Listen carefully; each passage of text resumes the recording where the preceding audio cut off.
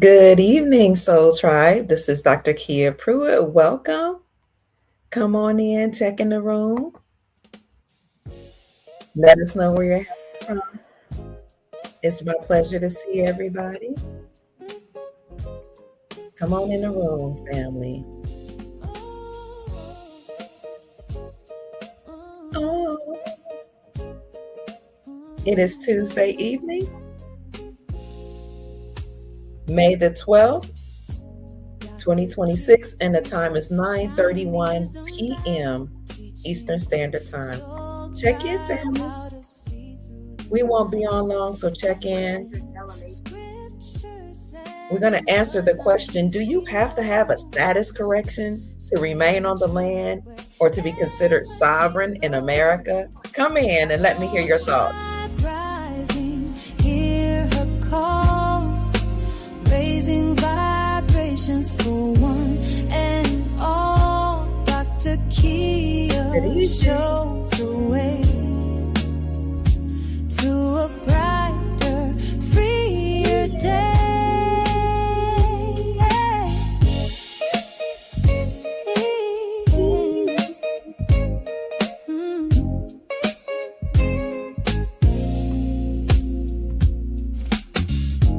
Through her channel, I'm well. knowledge flows, breaking chains that hold us close, teaching paths to abundance and wealth, guiding others to free themselves. Soul tribe rising, hear her call. Hey, Sister Janine.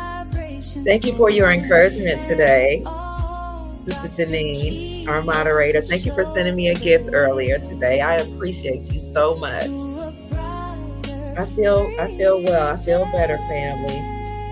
Thank you, Rev. I feel better. May the 12th be with you. Come in, family. Check in. She's helping her tribe to realign with wisdom, ancient and new, showing what we all can do.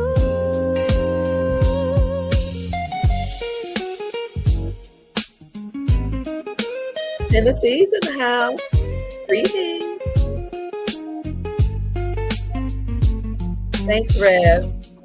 Great evening, Kelly. Mother Pruitt. Hi, Ace. Old Mountain's in the house. Hey, let me Soul slow. tribe rising, hear her call, raising vibrations for one and all. Dr. Kia shows the way Hi, Base the Nation. to a brighter, freer day. Soul tribe rising, hear her call. Safe return, Brother James. Vibrations for one and all. Hey, Copper. Dr. Kia lights the way to a new Hey, Vermont.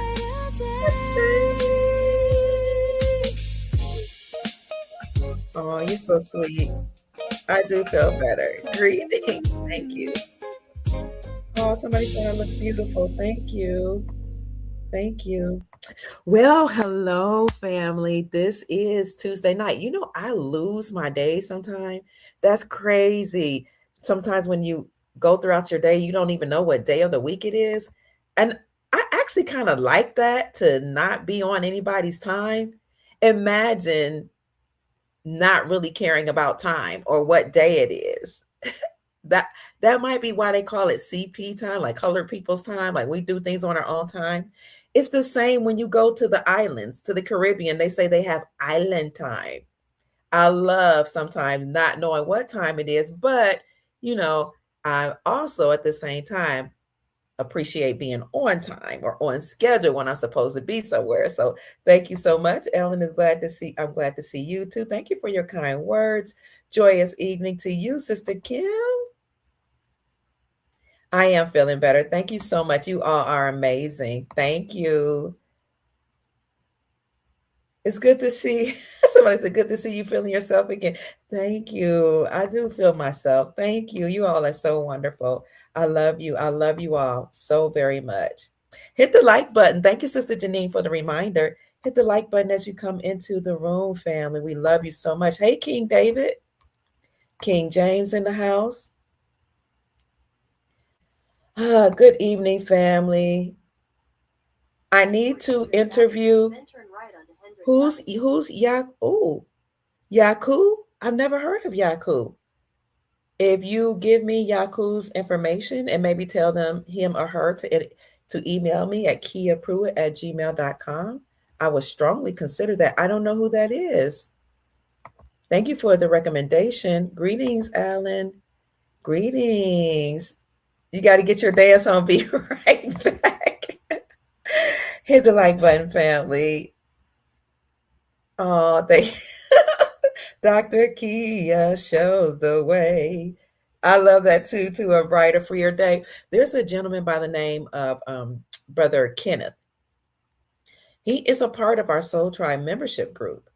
He wrote the theme song for me. He wrote a theme song for Chief Mac. He wrote a song for some other people as well. And pray for Brother Kenneth.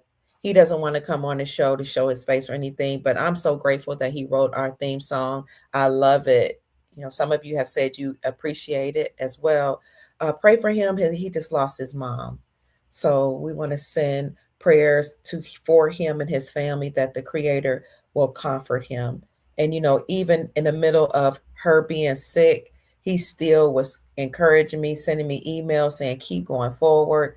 He talked to me about how to progress my channel. He wrote the theme song for me. He even did a video for the theme song. And I'll put it up again on my channel. So I'm really grateful for Brother Kenneth, but he's going through it right now. And I know he's going through a hard time because anybody, you know, anytime you lose someone, it's hard. I can't even imagine a mom. I lost my dad, and it took me years to get over, and I'm still not over it. And my dad, I lost him in 2012. So I can only imagine how painful this is for him. So pray for the brother who wrote our theme song and for all those who lost loved ones. Hi, Journey. It's a hard thing to go through. Hi, Rev. Good evening. Good evening, everybody. I love you all too. Hello, family. You created your own calendar. All right, T. Lovely evening. Hi, Andrea. Good to see you. Good evening, everybody. Please like the button, like the channel. Thank you, and subscribe. Thank you so much, Rev. I appreciate that. Yeah, thank you for liking. You forget the days too, right? The days, the time. So, you know, for the longest I kept saying it was what uh April, and my children were like, it's May, definitely May. Because I be forgetting. I just love living that type of lifestyle where you don't have to remember the days, you know, days of the week. So yes, please, we're sending our condolences out to our brother. Gratitude. Thank you, Grady. I appreciate you. We send our sincere condolences to Brother Kenneth and pray that the Most High and the ancestors will encourage his soul. Oh, Yaki awakening. The herbalist, I've seen him with the locks. Sometimes he wear the hat on top of his locks. A brown, dark skinned brother, a deep brown skinned brother talks about herbalist living lifestyle, eating well. Okay, yes, Yaku. Is it Yaki or Yaku Awakening? I know who you're talking about. I just need to find out how to get a hold of him. I would love to interview him. We're also going to have Farmer Dre on. Is today Wednesday? Lord, I told you I don't know what day it is. Let me see.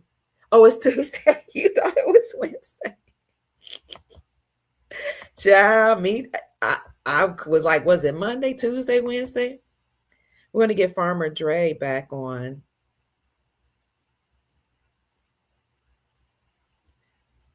It is Tuesday. Okay. but I just have to think of what time, what day. I think I asked Farmer Dre to come on. This is Tuesday, maybe Thursday. Thursday to talk to us more about how to live on the land. Oh, we did a podcast a week or two, maybe 2 weeks ago, Farmer Dre and I, from Set Apart Gardens. He talked about how to get land on loans, grants, how to plant food, whether you have a lot of land, a little land, an apartment. What else did Farmer Dre talk to us about? How to make money on the land, how your land is wealth, how we got away from living on the land, and what we can do to return to the land. So I can't wait to get him back. What'd you say? Sister Carol said, you've been on fire. Thank you. Around this entire month, keep teaching with your bad self. Thank you. Thank you, Seth. Thank you. Live queen with your educated self. No dumbing ourselves down over here. Thank you so much, Sister Carol. I appreciate that. I appreciate that. Yaki Awakening is his name. He's the truth. He is awesome. We have to get him on. Hi, Soul Tribe. So, would you say Joseph Hayes? Hi, Joseph Hayes, Executive Director with the Peacekeeping Task Force. Second time listener, thank you for being here. I appreciate you. God bless you. I'm so honored to have you. Where are you from again?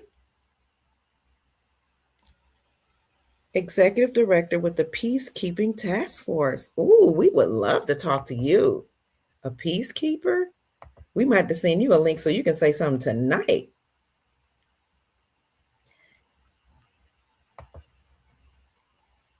You usually done remember when it's payday. You don't remember when it's payday?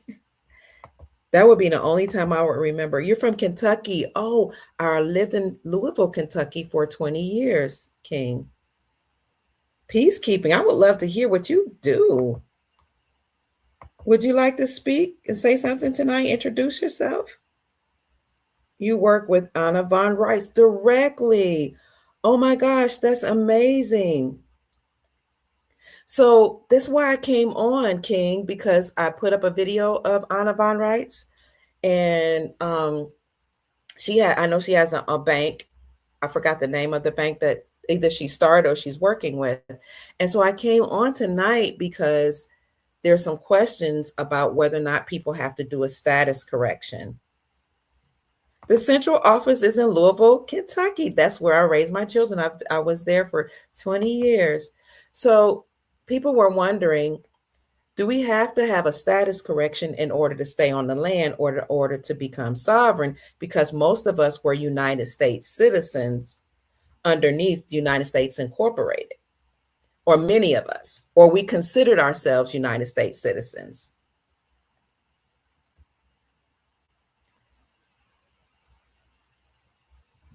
Well, this is my stance. You just saw the video, okay? My stance on status correction is, and this is just Dr. Kia Pruitt speaking. You got your status corrected. All right. My stance is that under the Republic, which is our lawful government, we are considered sovereign. In addition to that, Americans are always sovereign. Now, people classified as African American were considered chattel property, as we were the prisoners of war of the United States Incorporated. And so most of us went along with being called United States citizens, but we cannot be a citizen. You cannot be both a slave and sovereign. Sovereign is free, means you're free. You have sov means over, reign means rule and control over your lives. So if you are an American born and have blood rights to the land because you are the indigenous Atachinas people here on the land, you were always considered sovereign. They tricked us into calling ourselves citizens. But we were sovereign because, first of all, we sprung from the soil here. And I know some people say, why do you keep talking about that? Because right now, the birthright question, citizenship, DACA, all of that is all under scrutiny because those were statuses granted by the United States Incorporated. Well, the autogenous indigenous people were considered free white persons on the land. Now, they changed our designation from being the free white persons on the land to colored, Negro, Black, and African American. Walter Plecker and the Census Bureau were very, very active in changing our designation. However, we are not, I'm talking about people that look like me, that are from America, where our ancestors sprang from the soil.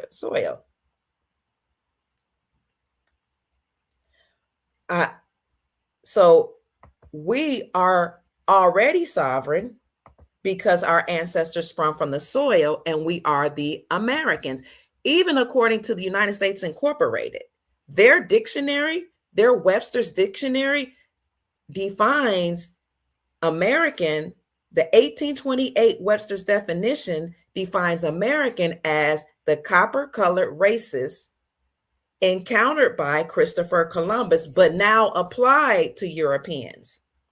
So the American definition, according to them, is the copper-colored races discovered by Christopher Columbus and nobody else.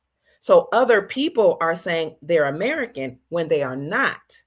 They are United States citizens of the incorporation of the USA, United States of America, which is an unlawful, treasonous entity that usurped authority from our lawful republic. If that doesn't sit well with people, all you have to do is read what the Supreme Court of the United States said when they overturned the Chevron doctrine. In the summer of 2024, the Supreme Court of the United States overturned the Chevron doctrine. The Chevron doctrine had given the United States Incorporated unlimited powers. The Supreme Court of the United States said they didn't have a right to have unlimited powers. They went further and said that the United States Incorporated was operating treasonously, unlawfully, and against the Constitution.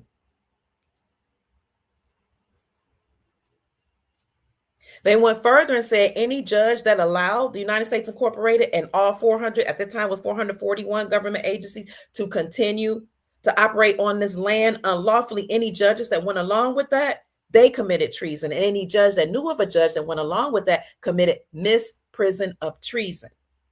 This is why I've been reporting on massive arrests of judges. They committed treason.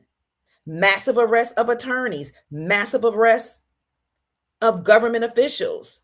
I did a whole video on FBI raids on many government offices, snatching up and arresting judges, mainstream media, journalists, snatching up bankers, snatching up government officials. You can even look at resignation.info and see a lot of people, like over 10,000 people that was forced to resign. And again, you can look at my video I did a couple days ago, FBI raids. And all of this is because the United States Incorporated was operating unlawfully, illegally, and treasonously. So they afforded people citizenship. They afforded people privileges.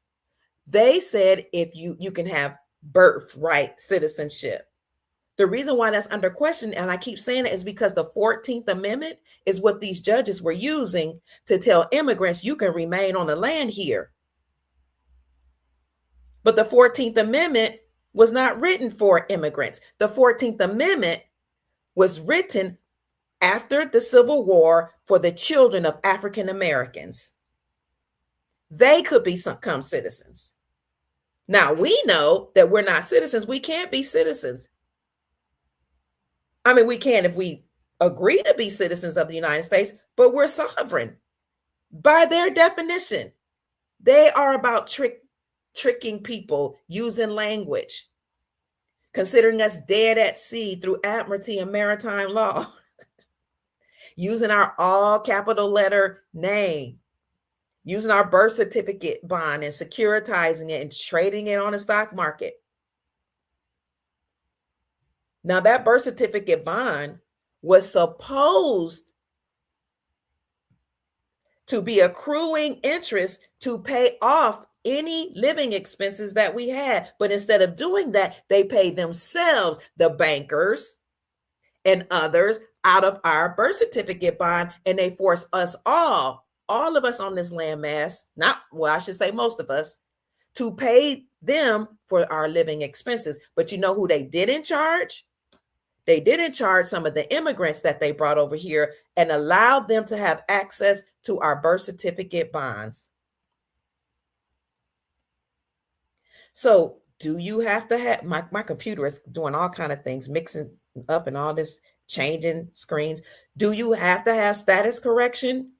I don't have to, I don't see why anybody has to change any status when status is a part of the United States Incorporated. Now, there are people selling status correction, and that, so they may have a different perspective, and they can teach me, just help me to get a better understanding of why under this new regime, under this new reality, why we still need that. Maybe under the old reality, when the United States Incorporated was still operating on the land, maybe you had to serve them notice. However, the Republic has been restored. That's why King Charles came over here. That's why on the Twitter account of the White House, they said two kings. They had Charles III and President Trump, because Charles III gave a speech to President Trump to formally do away with us being under British rule. That completely did away with admiralty and maritime law. They had to do some type of ritual. That was the ritual. When President Trump gets finished taking down the deep state, which is what he's doing now, that's why we're under a government shutdown. That's why 300,000 people, over 300,000 people were granted early retirement from the government last year. And now we're over 355,000 people have left the government. The commissioner of the IRS was given, his walking papers. The IRS now, they halted employment of the IRS. Many government officials have walked out. The Department of Justice had tens of thousands of people to walk out of the Department of Justice. Why? Because the United States Incorporated ceases to exist. They won't tell anybody that. That's why the United States Treasury Department, this is crazy, the United States Treasury Department issued out a report that said that the United States Incorporated, the government, is insolvent. They can't pay their debts. So they're not telling people yet, but the government no longer exists. So to whom are you going to show these status correction papers? Because under the Republic, you have sovereignty, reign, rule, and control over your own life. All the people that are saying, I'm a United States citizen, I have birthright citizenship, they're going to have to take it up with somebody else, because the United States government, which afforded them the privilege of calling themselves a citizen, no longer exists. So all the privileges that the United States Incorporated granted now has to be rescinded, because the United States Incorporated is defunct, bankrupt, insolvent, and has been dismantled. Now we have the Republic, our lawful government. So just in case people don't know, there was a Republic for the United States of America, based on tribal law. Many people say based on the Iroquois Confederation, tribal law. And I know that's not what the Iroquois people call themselves. The Republic had a constitution for the United States of America. Well, the Constitution was usurped by a group of bloodline families, who then incorporated itself in 1871 as a nonprofit religious organization. Why religious? Because the Pope was ahead of it. This is what gave Pope Francis the authority in 2014 to send a letter to Obama saying, our time is up. I read motu proprio to you all. I showed you the video. He said, our time is up. We must cease and desist. All presidents are not presidents of the country. They're presidents of a corporation. Obama's not a president of the country, he said. He's a president of a corporation. Therefore, presidents must stand down. He said court officials must stand down. And that letter of motu proprio said police officers are policy enforcers of the United States Incorporated. They must stand down. All government agencies and officials must stand down. And he even said, I, as Pope Francis, must stand down. We must cease and desist. And if we do not, he said in his letter to Obama in 2014, the Grand Army of the Republic will take us down, with General Ham at the forefront of the Grand Army of the Republic. So that was in 2014. Fast forward 2024, the Supreme Court of the United States overturned the Chevron doctrine. So when they overturned the Chevron doctrine, President Trump came back in 2025 with a vengeance, and he signed 225 executive orders, many of which were to dismantle the United States Incorporated. He then spoke to the military all over the world. We did videos on that, and sent them out to the major cities in preparation for this mass deportation. But before he deported immigrants, he cleaned up house at home. All the gangs that was going on in these big cities, he cleaned them up. And people were coming on their social media accounts saying, thank you, President Trump. We feel safe in our communities now, especially places that were ran by liberals. That was in 2025. He also created the Sovereign Wealth Fund, comprised of stocks, bonds, real estates, rare earth minerals, precious metals, and money from trade deals and tariffs. The Sovereign Wealth Fund, he said, will be used to help humanity to invest in our infrastructure, to inject trillions of dollars into the economy, and to invest outside of America to bring in funds for the Sovereign Welfare Fund. That Sovereign Wealth Fund, my friends and family members, as President Trump said, is the fund just like other countries, because other countries have always had some funds for the people. That's why their people, a lot of countries have free health care. A lot of countries have free education. And oil-rich countries have something that looks like a universal basic income.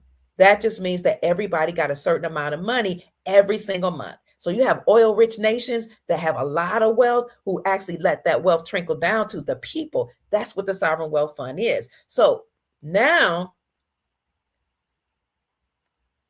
we've had the Republic for the United States of America, our lawful government, the United States Incorporated, the bloodline families that usurped authority from our republic, which had their own constitution, which is the Constitution of the United States Incorporated. The Republic is the Constitution for the United States of America. The nefarious bloodline families is the Constitution of the United States Incorporated.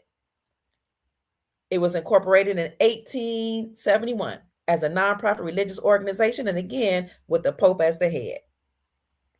They were based on maritime law and admiralty law. The Republic is based on the law of the land.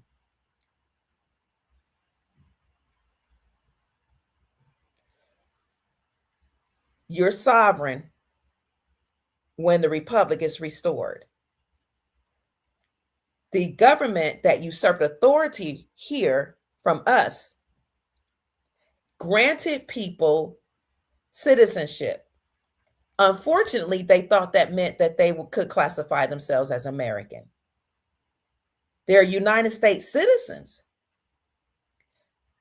President Trump has said many, many times that there are a lot of people here that are not indigenous. He told the people classifying themselves as Native Americans who said they were indigenous, you don't look like you're Indians to me, and you don't look like you're Indians to Indians. Now, many of them are being deported. Why? Because the Native Americans might have been native born. There's a difference between native born and natural born. They might have been native born, meaning they were born here, but they're not natural born, meaning that their ancestors sprung from the soil here, that they have been here, sprung from the soil. They're not natural born. They're not the autogenous indigenous people here. They crossed the Bering Strait from Siberia and they squatted on the land. They had beautiful colored teepees and they were granted grants, privileges, casinos, and monies, as many of them were masquerading as indigenous, autogenous Americans. But they're not natural born, they're not indigenous. That's why a lot of them are being deported. Now, some of them are able to stay here because they do have some blood. If the one drop rule, where they said one drop and you're black and that's a horrible thing, no, one drop is good for those who have one drop of indigenous blood, because now you have some ties to the land. Doesn't matter what your skin complexion presents as. So the people classified as Native American, many of them are being deported. People who dropped off their children through DACA, deferred action against children, something or another. Some people sent their children from other countries to come to America so that they can be classified as citizens. And then they got Social Security benefits and all that type of stuff. But a lot of those children are being deported, not because it's a racism thing or it's a thing of hatred against immigrants. It's because they're immigrants. That's why, when you understand that the Constitution, John Eastman, who's an expert in constitutional law, when he was talking about some of these presidents are not lawful, like Kamala Harris, he said, you got to understand, in order to be American, in order to serve the American people as a president, you have to be natural born and subject to the jurisdiction thereof. So people can say, well, I'm subject to the jurisdiction of the state in which I was born, but were you natural born? That's when you got to know the etymology of words. If your parents dropped you off here as an anchor baby, you're not considered natural born. And John Eastman, who's the constitutional expert out of California, said it's not about proximity only where you were born, it's about allegiance. So a lot of immigrants have allegiance to their home country, as they should. Now, isn't that interesting how, I don't know if y'all can see me.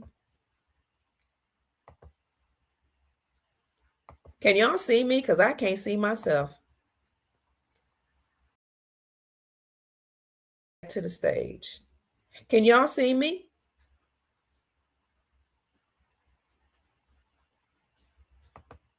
There we go. I somehow couldn't see myself on the screen. You could see me? Glitches, but I'm back. So it's not just about proximity, it's also about allegiance. I didn't make up the law. This is the Constitution. So we know it's about allegiance because a lot of people who came over here from all over the world sent their money back home. So that now the GDP, gross domestic product of many countries, 30, 40, and more sometimes percentage of their GDP is from money from America that was sent to these other countries. Allegiance. Why should they not have? They should have allegiance to their countries. So now a lot of them are upset. They're crying. Thank you so much for the gift. Because unfortunately, they're, or fortunately, I don't know, they're going back home. But citizenship is not the same as sovereignty. Being a citizen does not make you American. So what do people need to do if they're immigrants and they want to be classified as American? That's outside of my realm of expertise. But if you are American and you have the blood right and the birthright, your skin complexion, your blood is your identification. They know who you are. Chief Rod Hayes already explained this to us. They got records. Why do we think they were going around doing census?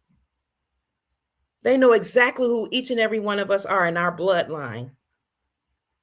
But if you want to get a status correction, I would encourage you to, do the research. What are you correcting it for?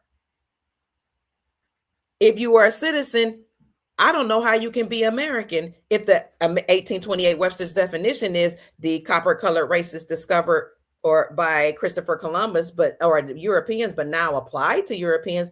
I don't know how they can change that one. So you guys tell me, do you feel like you have to change your status? What is your status anyway?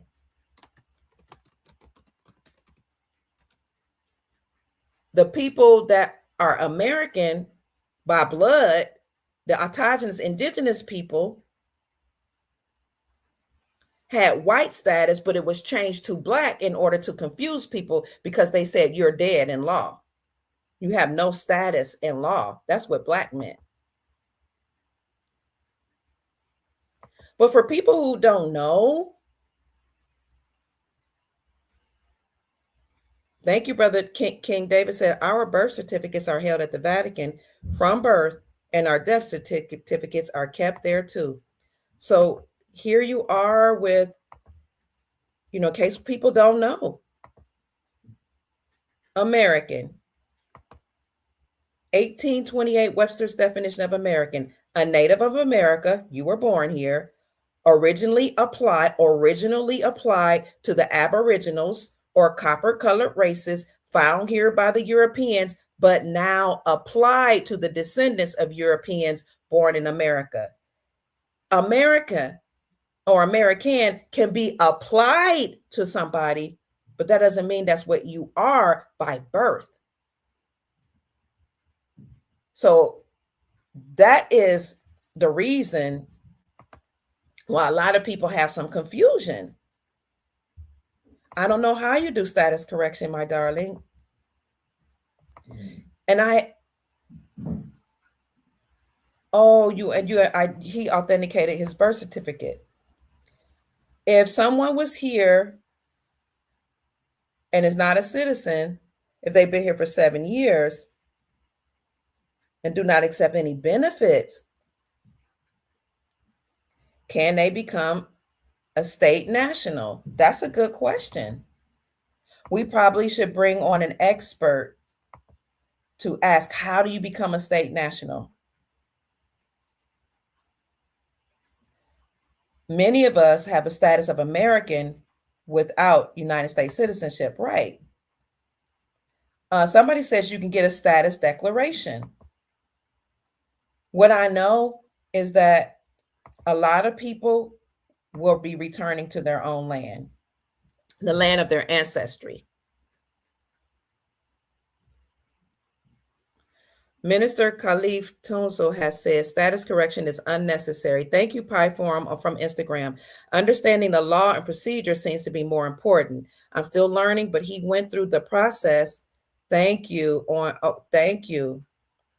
I agree. Many of us are American by blood.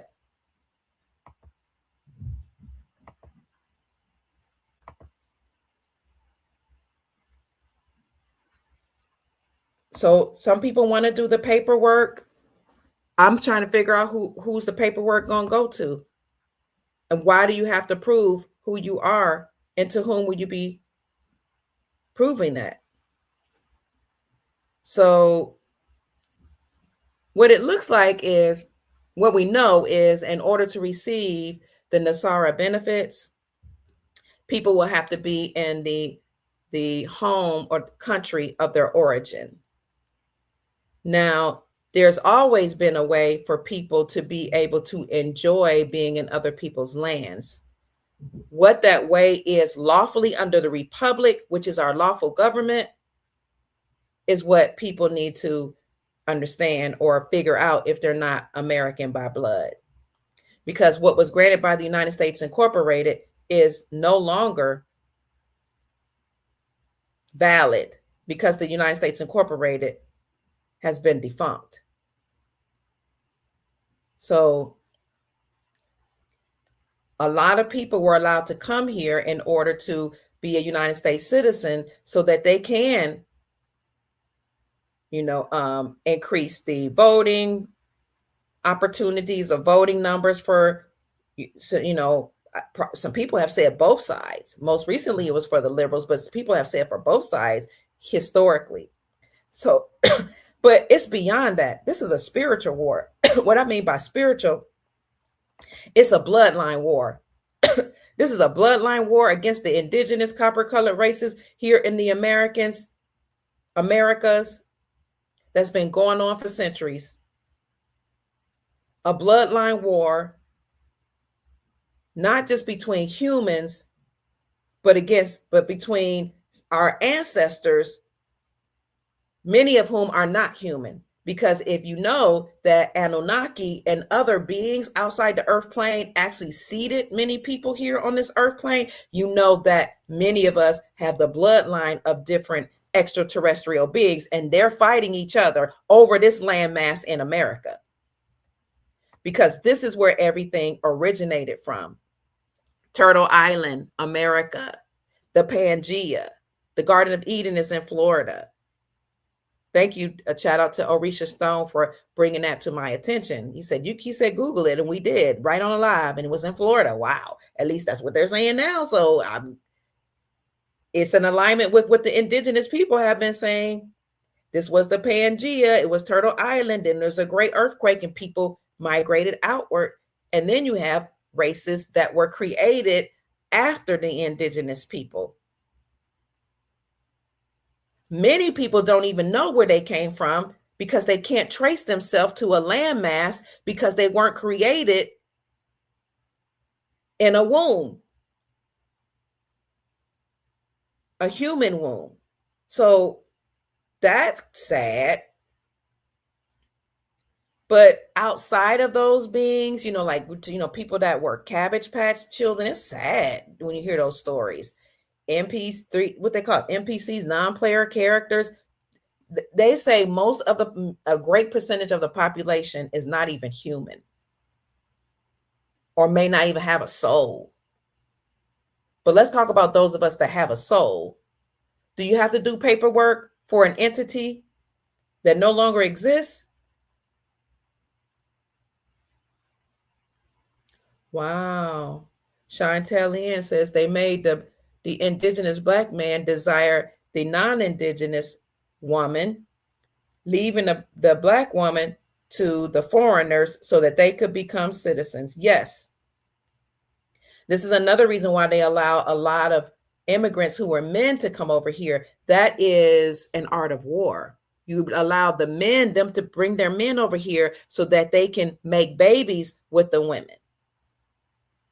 And then the children are now beholden to the fathers of foreign lands because they're going to have allegiance to the land from which their fathers come. Even if they lived here and were born on the land and say, I'm American, they wave their flags from their other countries and say they're proud to be from another country, even whether they were born on the land here or they immigrated here or they came through DACA and their parents sent them there. Parents literally sent babies over here, sent children over here, and the children were supposed to be protected through DACA. But now even children that were under the DACA status are being sent back home because President Trump is saying you don't have birthright claim to the land or blood right claim to the land. Thank you. Gerald says the definition of citizenship is enemy combatant. Absolutely, Brother Grady. It is definitely a bloodline war. Absolutely. It's spiritual, a spiritual war, he says, and the physical war here on earth. It's all playing out here on the earth plane. The fight that's been going on between bloodlines.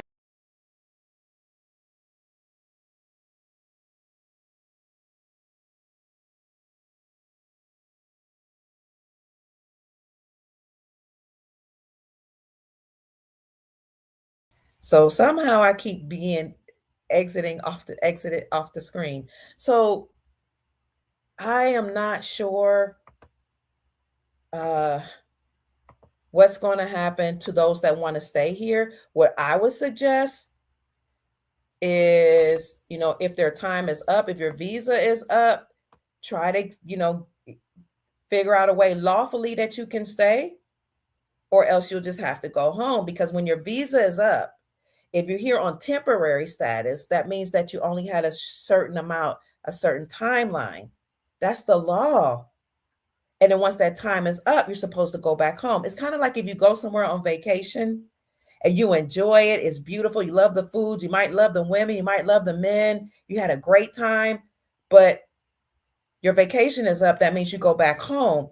Even if where you came from was a home that you don't like or you don't no longer want to be at, once the time is up, you go back home. Temporary, maybe people are confused. Let's look it up. It doesn't mean forever, it doesn't mean permanent. I'm really being really serious. Thank you so much for the Cash App. Temporary, lasting for only a limited period of time, not permanent. So if you're on temporary protective status, that means that as soon as your visa was up or your time period that was given to you is up, that means you're supposed to go back home. Or as soon as your country is stable, because a lot of people that were here saying that they needed protection, as soon as they got their green card, they would go back to their country to visit on vacation. Well, if it was unsafe, how are you going back on vacation? Is what the question is being brought up. Lasting only for a limited time.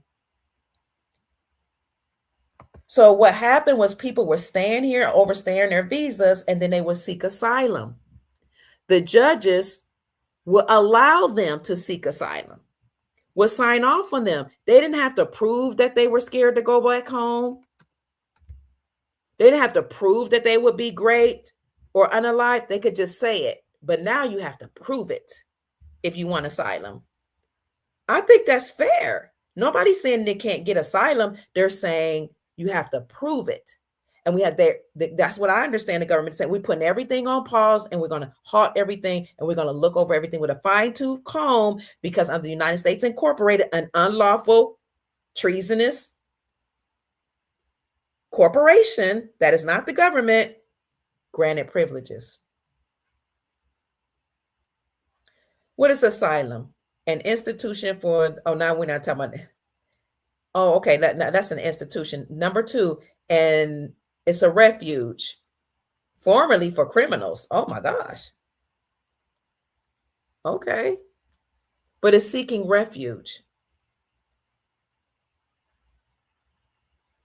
A place offering protection and safety or a shelter. So people would, once their visas were up, and everybody knew that they could do this,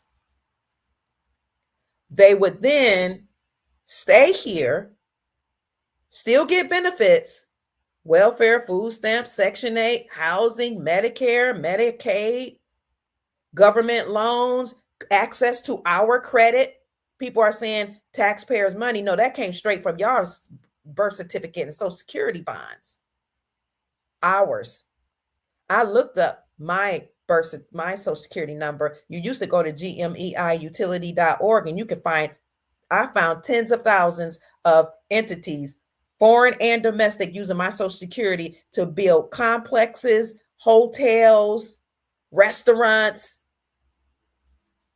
Chief Mack, when he authenticated his birth certificate, had looked at the number attached to it and he found a bunch of foreign entities making millions and billions off of his birth certificate bond.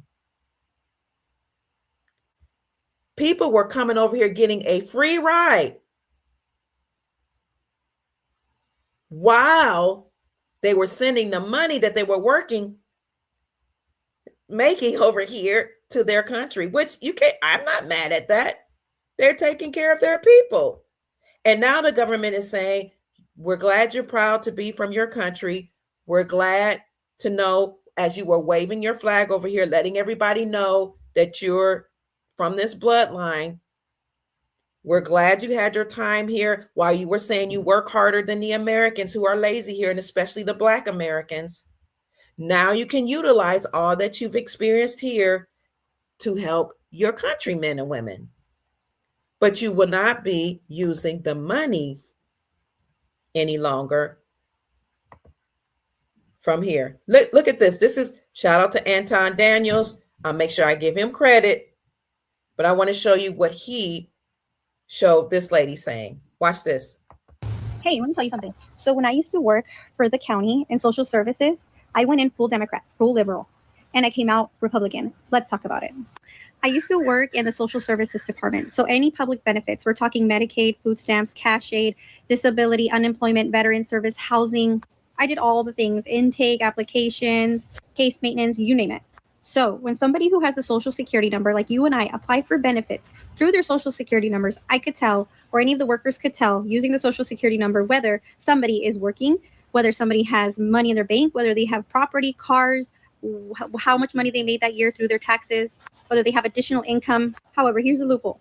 If somebody without a social security number, so somebody who's undocumented applies for benefits, and they do qualify for benefits, by the way, they qualify for full Medicaid, housing, migrant head start. That's fully paid childcare. Not to mention they qualify for all benefits. Listen. That if these people have any kids that are U.S. citizens, meaning that they're born here, then they apply for benefits for their kids, and their kids being U.S. citizens qualify for all the benefits, all the services. So if you have an undocumented parent, meaning a parent that does not have a social security number, apply for benefits for their children, there's absolutely no way as a worker I could tell if they're making income, if they have any property, if they did taxes, how much money they made. There's just no way. We're talking $1,200 per kid plus $275 per person cash. $1,275 per child plus food stamps. Food stamps. That doesn't include housing. Wait a minute. How much did you say, madam? Run that $75 per person cash. We're talking $1,200 per kid plus $275. $1,200 per child plus $275 per person cash. Per person. Food stamps. That doesn't include housing, all the other benefits they get. If you're wondering why people are so gung-ho about trying to get to the United States of America, and then they're able to, quote unquote, build themselves up from scratch, here's why. And I'm not sure what state that they're in. I'm assuming that it's probably liberal California. And then you also have to take into account the fact that the United States of American citizens are the ones that give these dollars over to these illegal migrants that come over into the country. And so over here in Metro Detroit, for example, we have a huge Arabic and Chaldean population, and then that doesn't even consider all of the other, people that come over into this country. Why do they do this? I have no idea. Understand, and I'm not talking about the immigrants. I'm talking about our legislators, our politicians. I don't know if the immigrants understand that it costs. Let's say the money is coming from the taxpayers. It costs a lot to support people and all of their family, all of their children, all the people that they bring here. There's a cost to that. Meanwhile, the people in America have been struggling. People in America don't qualify for food stamps and social welfare and Medicaid and Medicare automatically. They have to go through hoops, and they're not just granted privileges and just thrown money. No, there's a cost. And then some people weren't even getting the money from the government. They were accessing our bonds. Do they understand that this is happening? Absolutely. But absolutely, the politicians understand this is happening. And in fact, many of them were getting paid by way of votes. Do they care about American taxpayers, or if they just get reelected? I think it's going to be the latter, because obviously it's the only reason that we can deduce. And of course, we know that there's a lot of kickbacks. There's a lot of opportunity for them to continue to make money. They can filter it through their friends. So a lot of politicians were getting kickbacks. And so once you know the system, once you understand how things are going, you can start to finesse it a lot more yourself. But this is just grossly, under no circumstances should it be allowed. And because we know it, you'll see people like Bernie Sanders and AOC and Mom Donnie and all of these people sitting here trying to villainize people that wind up becoming millionaires formerly now billionaires, because these same people are millionaires now. So now we're going to have a conversation about billionaires, right? We'll see these same people start to criticize the ones that are actually from the United States of America that made it out the mud, and they provide jobs, they provide opportunities to other people, but you won't hear them criticize or address any of the fraud that is happening at large. And you know what's so funny about this whole situation? What's funny about it? Tell us, Anton, in your opinion, your words. Is that I remember ever since I was a little kid, there's always been this narrative that people that come from other countries, they automatically get tax benefits. But the narrative, what was wrong about it, Oh, he's going to tell you about how they are able to use food stamps to buy food for their restaurants. that was we assume that they didn't have to pay any taxes whatsoever. That's not true. The law is the law, and it's applicable to everybody, regardless of whether you here illegally or you here not, you know what I'm saying, you here legally, whether you're an American citizen or you just got a green card. Okay, tell us more. Mm-hmm. Right? If you earn, then you're supposed to have taxes taken out of your paycheck. Okay. Here's the caveat, is that it wasn't about whether or not they was getting it out of their paycheck. It was about if they was finessing the system and taking advantage of taxpayers by being able to claim the benefits. Now, here's the other side of it, and we're going to get back to her in a second. Tell us, what's the other side, Anton? The other side of it is this. They would use these same food stamps and benefits and stuff to build their businesses. And I explained this in a previous video for those of you that's just getting here. I explained this in a previous video on the Millionaire Morning Show. When I was opening up my restaurant, right, my very first time that I opened up a restaurant, because before I became a silent investor and all of this stuff, my first restaurant that I opened up, one of the things that I would regularly see is these people that spoke no English whatsoever. And one of them actually explained it to me. A good friend that lives in Dearborn, Michigan.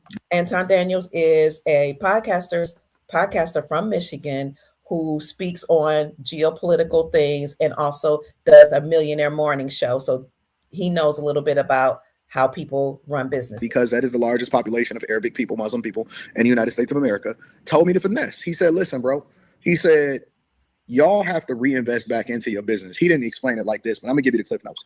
Yes, please. We'd like to see the Cliff Notes. Thank you so much, sir. We as American citizens have to reinvest back into our business in order to be successful. Tell us more. Which means that we have to take the profits from the food or from whatever it is that you sell with the thin margins. And the reason why the margins are so thin is because you have to reinvest it back into the business. So you got to keep the lights on, you got to pay insurance, you got to pay gas, you got to pay rent, employees, then you got to pay food and all of this stuff, right? Makes sense. Yeah, right. He said what they did was they basically created a job for themselves. What does that mean? That means that all they had to do was pay for whatever the facility was, right? Get their equipment, they started money, and it was off to the races because they worked the jobs, which means that they never had to hire anybody and they never had any payroll, which is your biggest expense, benefits and all that. And that's why a lot of these Chinese places, you only see them working there, you only see them, they never speak any English, but they just cook and they just put out, and that's how they able to save money. But here's the real finesse. Makes sense, makes sense. Now tell us the real finesse. Get to it, because this should be good. The real finesse is they never had to actually go and pay for most of the food themselves, because when you are in line at a lot of these different places, they take food stamps. What? They take food stamps? They go to Sam's Club, they go to Restaurant Depot, they go to all these different places, and they are paying for the supplies of food that they're cooking and selling to people with American taxpayer dollars. Wait. But they have businesses. How do they even qualify for food stamps, Anton? Help us to understand this. Crazy. And the more people that they have over here that they ultimately can say, hey, we need this many food stamps or whatever, that's how they continue to finesse the system. It's such a treacherous loophole that is so easily able to be closed. But the thing that you have to ask yourself is, why are your local politicians, Congress members who control the purse strings of the government, why are they unwilling to close the loophole? Right, because we can't blame the people for taking advantage of the system that was afforded them, because the first law of nature is self-preservation. They're only preserving themselves and their bloodline. And if the government is giving out free handouts on the heads of the American people, darn the American people, why should anybody care? They're concerned about their bloodline, which they should be. Who cares? Why would they care about veterans being homeless and on the streets?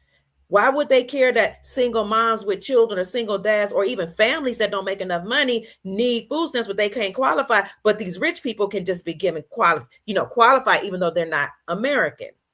They don't even hide it. I used to have women and some men that would come in straight up with their nails did, their hair done, blonde, bleach blonde, Gucci bags, Gucci glasses, driving up on Escalades, chewing gum super loud, saying, "Where's my welfare check?"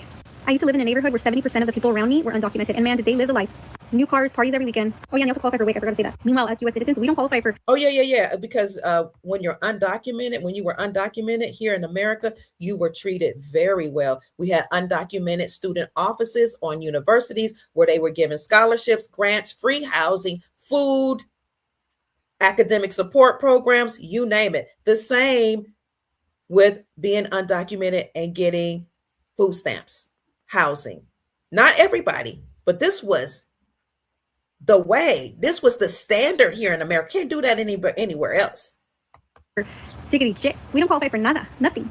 It was so common where the women or the moms in my community that were undocumented, they wouldn't work. They would have their own community of stay-at-home moms, while us U.S. citizen moms would have to go out and work because we can't afford to live.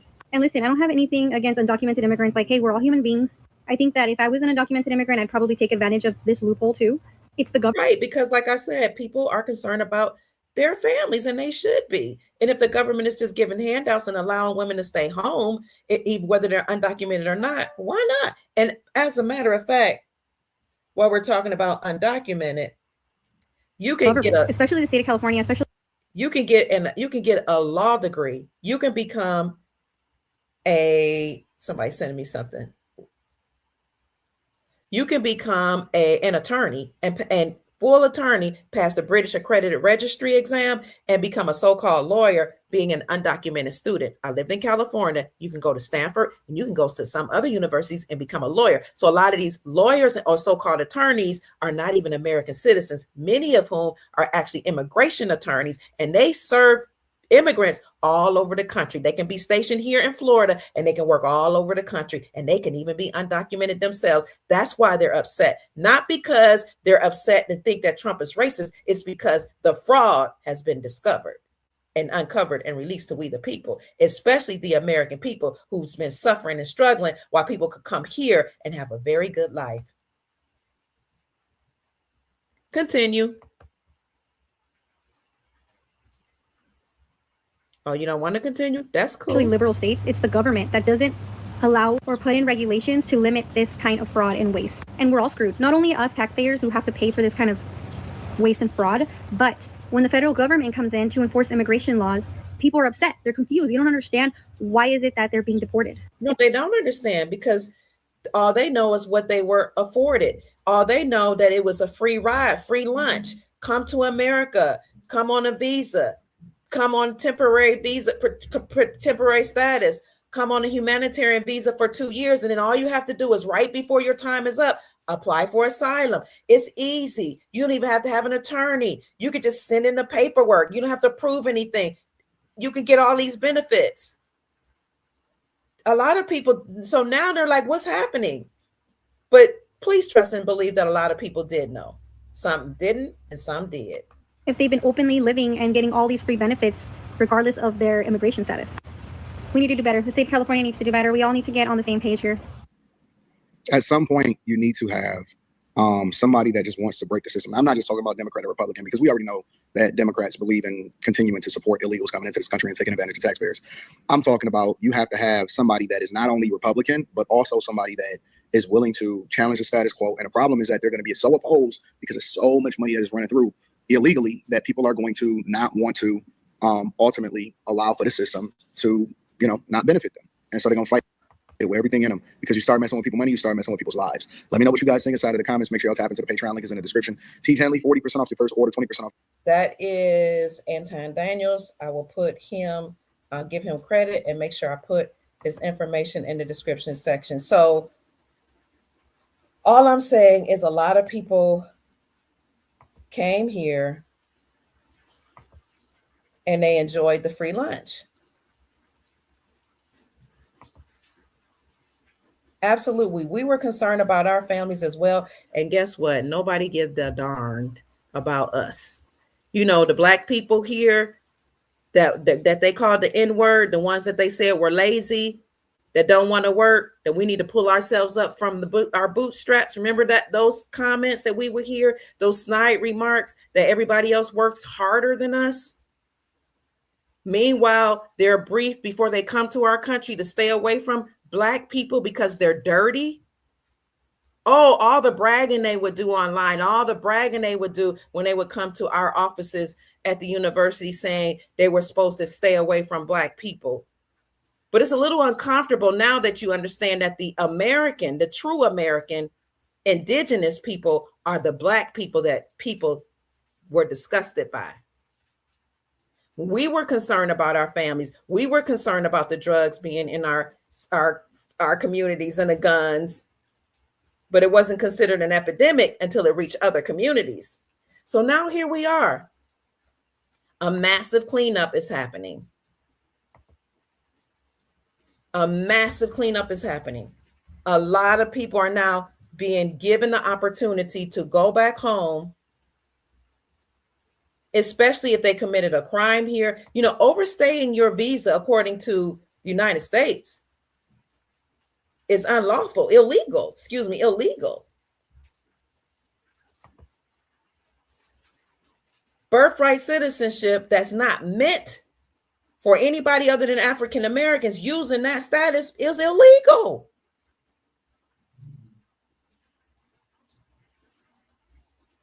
But you have people being deported that literally committed crimes and went to prison. So, yes, as I reported the other day, you got ICE at the courthouses, you have ICE at the airports helping TSA, you have ICE when people show up to some of their meetings to see if they're going to get a green card. You got ICE waiting right there to deport them. You know why? Because everything now is being returned in our favor. Turn in our favor.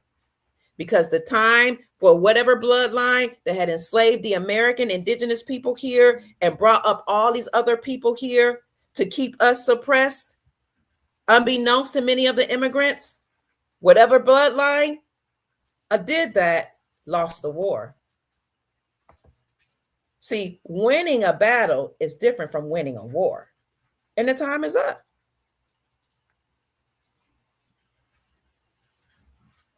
So a lot of people are fighting tooth and nail to stay over here, even though they came here illegally or they stayed here illegally. And they're like, well, under other administrations, we were able to break the law.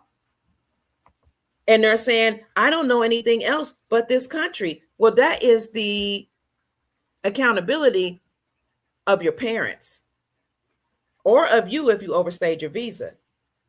Because just because you thought you can get away with it for life doesn't mean that it was lawful. It's not legal and it's not lawful. Legal means you broke the policy, statutes, and codes of the United States Incorporated. Illegal means you broke the statutes, codes, policies of the corporation, United States Incorporated. Unlawful means that it's against the Constitution for the Republic. The Republic is being returned. So Charles came over here, gave a concession speech to Trump, said, you guys are no longer beholden unto us on the 250th anniversary of the Declaration of Independence, which is also the 50th anniversary of 9/11. And then Trump, after he gets finished dismantling the deep state and the United States Incorporated, would then turn everything over to the autogenous indigenous people here in America, which are the ones erroneously called Black, Negro, African American. Anybody that's allowed to stay here will have to, and they should want to, respect the indigenous people on the land. Not only respect the indigenous people on the land, but to operate with integrity. And the Moors would say, operate in love, truth, peace, freedom, and justice.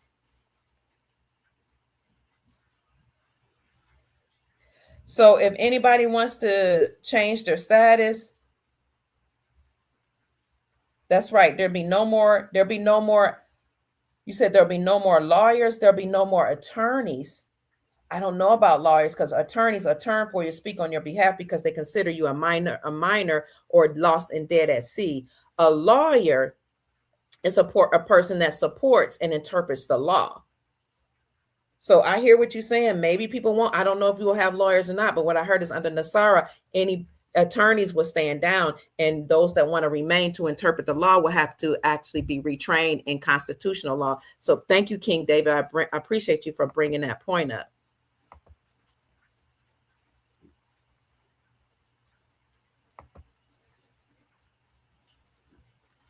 Law, land, air, water. Brother Bill. Do you not preach and minister to TOY in yours? I don't know what TOY is. You're welcome. Thank you for listening. Somebody said, come on, Pruitt. Come on, P. You and yours. Do I not preach to you? Who not preach to you and yours? I don't understand. Or maybe are you talking to somebody else, Copper?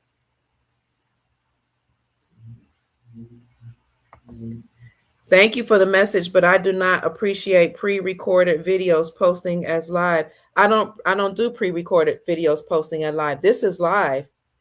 If you don't understand what a premiere is, then I suggest you research it, because that's not posing as a live. But if you don't appreciate it, we appreciate you expressing your concern. But this is a live. Premieres are not lives, because you're not you may not be a YouTuber, you may not have your channel. Okay, so no question.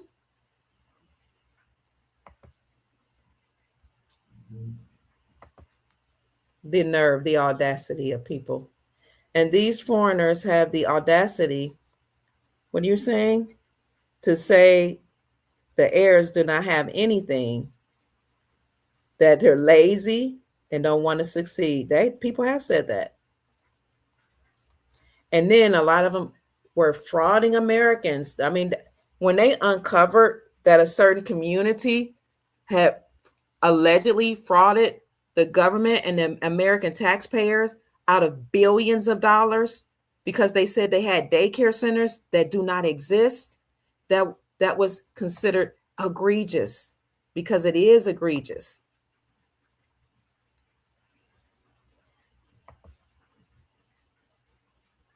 Yes, there are some unlawful people that do dirty things in every single nationality. I agree.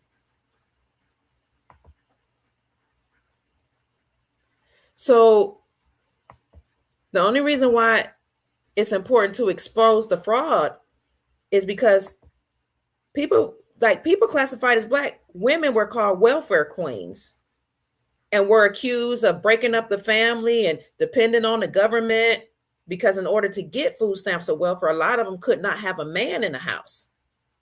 So, it was this big thing, all these welfare queens, these Black people all on welfare. And then you found out that Caucasians was just as much on welfare as African people classified as African American. And you got the two so-called races fighting against each other. Come to find out, all along, the people that got the most welfare benefits were the immigrants that weren't even from here, that didn't even live here. And we're wondering, when the government says they're out of money and they can't finance the veterans, and our veterans are homeless and on the street, we're wondering why. Why not? And as a matter of fact, I showed on my video about the FBI raids, how banks were raided, government offices were raided, because billions of dollars were kept away from our veterans. And those people were fired and arrested. We're wondering why we don't have any health care, but then you go and see that immigrants have better health care than the Americans. And look, we want people to have food, shelter, clothing, health care. We have a heart for humans. We're just saying that we want it to be done equitably.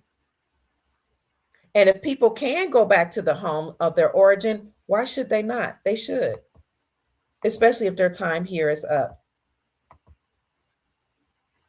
Excellent, Dr. Kia. In California, a Chinese mayor was arrested. I saw that. She admitted to be an agent and a spy for China. I saw that.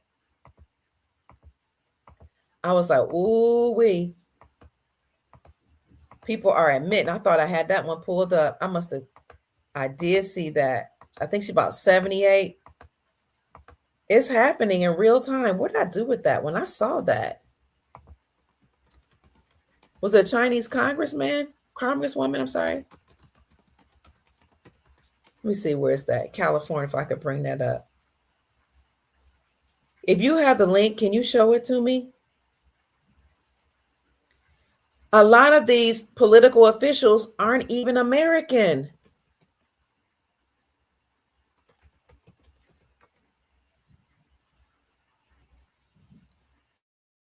How can you be concerned about America if you're not American? Here, I saved it. I saved the link. Sent it to my email. Thank you for that. I'm gonna bring it up right now. So they allowed people to take over, immigrants to take over certain jobs and to take over political seats and to control banks and to buy up land here. I'm telling you, it's a bloodline war. That's what we're saying by spiritual. It's a bloodline war against the indigenous people here in America. I mean, what else? What else could it be? What else could it be? So let me bring this up here.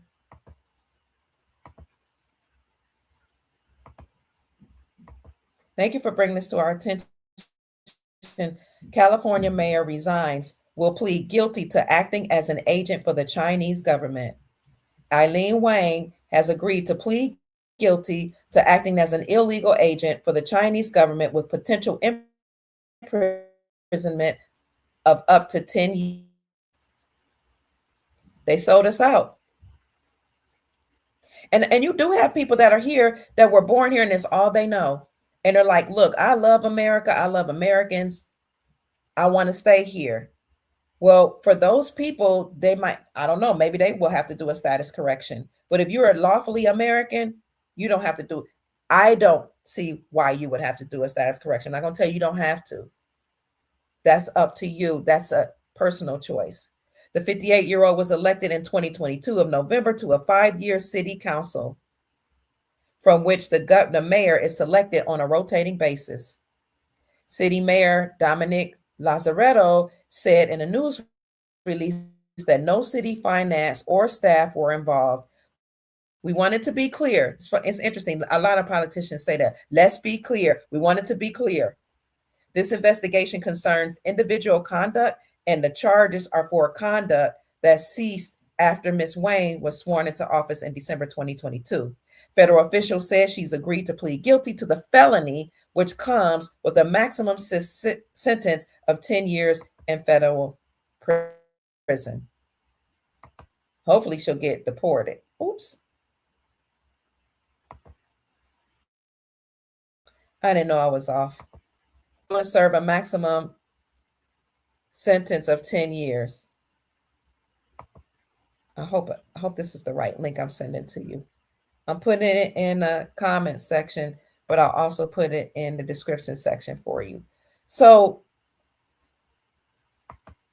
family, my question was, do you have to change the status or do a status correction to remain on the land or to be sovereign? Sovereign rights are granted by God and by the Constitution for the Republic here in America. Rights are different from privileges. Sovereigns are different from United States citizens. In my opinion, I'll tell you, I have not done a status correction because I don't have to correct my status. I don't have to have a status. That's something that was given through the United States Incorporated. I'm American by blood, by birth. I have birthrights. I have blood rights.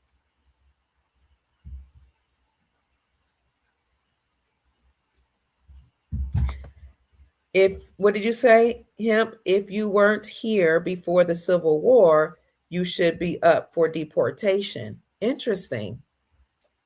Thank you, Hemp Custo. There was a YouTuber warning the American indigenous people about the illegal and foreign individuals occupying government positions to block access.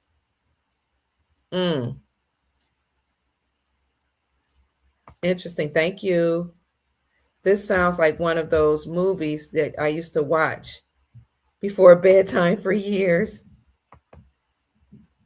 The Asians have been having their babies in America by the dozens. Even President Trump said you had millionaires and billionaires dropping off their babies here.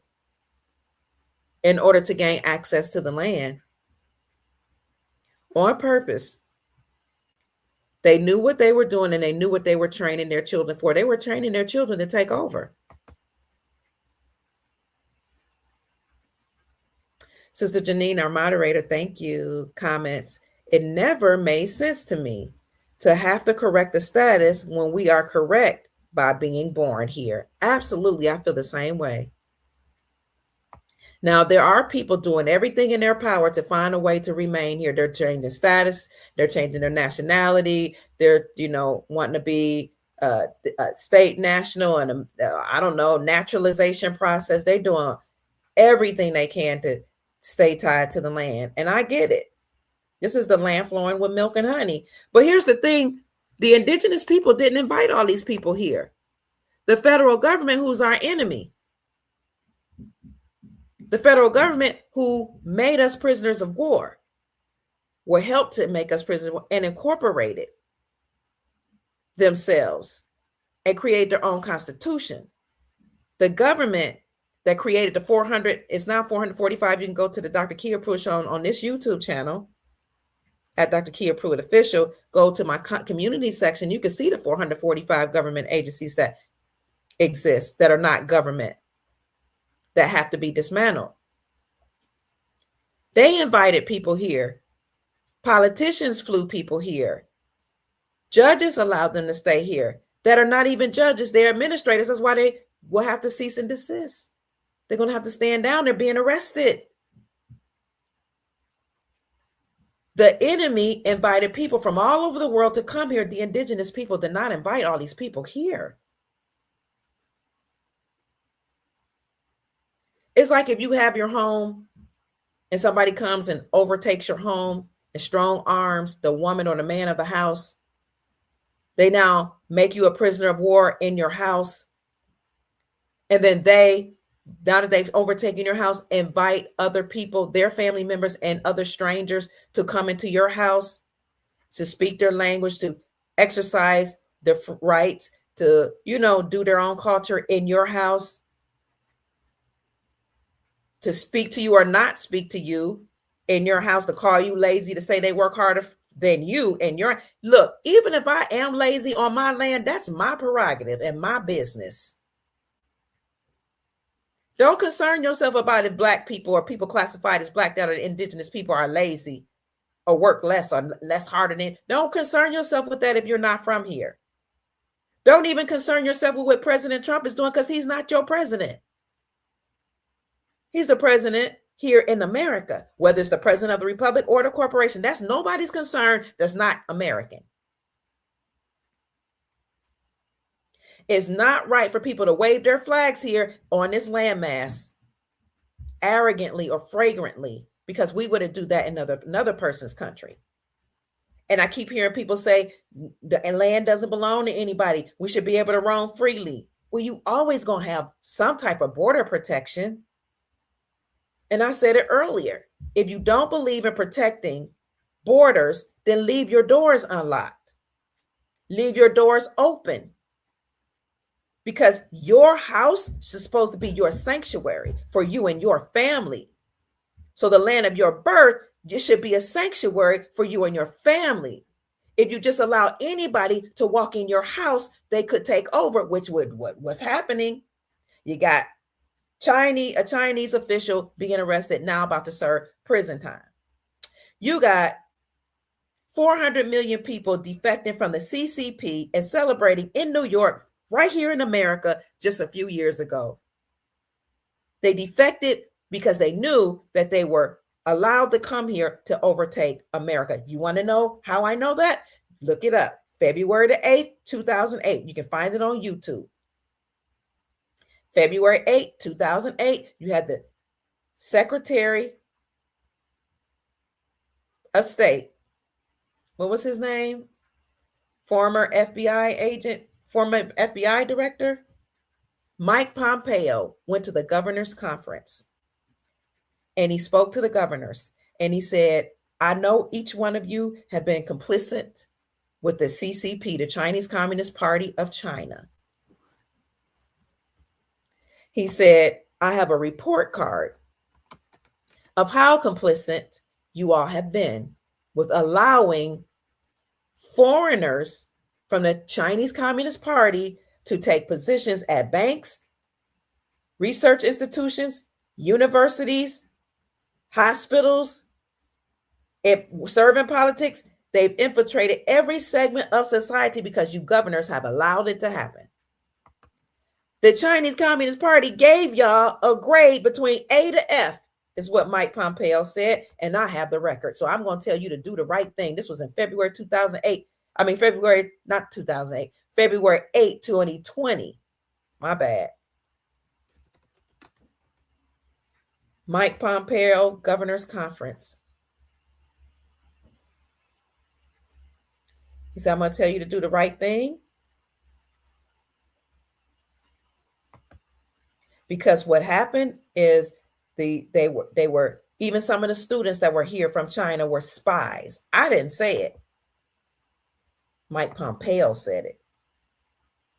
And they sold secrets and information to the CCP, Chinese Communist Party of China. I'm not going to play it, but you can go to YouTube, National Governors Association's 2020 Winter Meeting, February 8, 2020, live session. That was a 3-hour session, but you can listen to Mike Pompeo's speech right here. Secretary Pompeo's remarks, 2020, 6 years ago.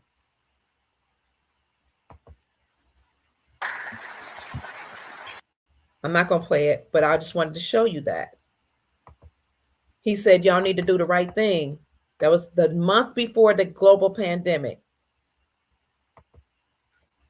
The next month, they shut down the whole world with the governors of many of these states being complicit. I put the link in the description for you all. I'm sorry, in the chat. So you had a lot of our secrets, a lot of our information sold to the CCP.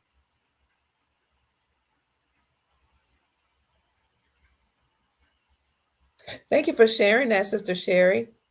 On Instagram, you guys can't see this comment on the other platform, but Sister Sherry says, my grandmother's history from records that I can trace back to birth certificates. We have 282 years from my mother's side of the matriarch, born in Tennessee, 1744. That's the last record that I can trace. Because a lot of our records, a lot of people's records are, as people were saying, in the Vatican, and we didn't have access to them. Hi, Dutchess County. Time flies. It's been 6 years. They shut down the whole world. The governors were complicit. Then they allowed Antifa and Black Lives Matter to come into many of the states and tear up those states. But the CCP had run so rampant that they were virtually unstoppable. They were buying up farmland and all kind of carrying on. But did you know that Evergrande, the largest real estate company owned by the Chinese Communist Party of China, was bankrupted here in America and forced to liquidate their assets? Bankrupt, filed for bankruptcy here in America. Why here in America? Well, they own farmland, they own land around military bases, they own all types of land. Not only in America, but they also own land all over the place. You have to understand or know or understand or overstand that China was a superpower 3 times in world history.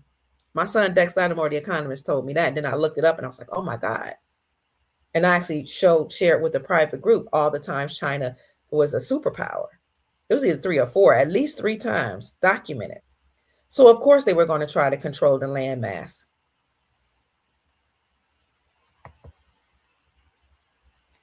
So I don't know what people are going to do that came over here as children.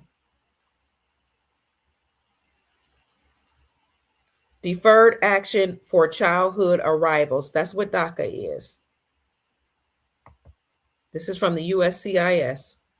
A lot of people said I was supposed to be protected through DACA, and now I'm being forced to go back home, but I came as a child.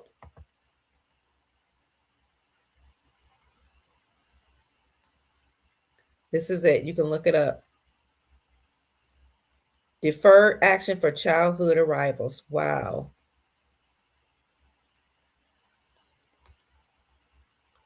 I gotta look it up and see what this deferred action was, because they said they were protected against deportation. Let me see DACA meaning. Let's look up the meaning. I'll go to Google. Google. I didn't know anything about this, but they're on YouTube saying that they don't want to go home. Oh, they're undocumented. Well, look at there.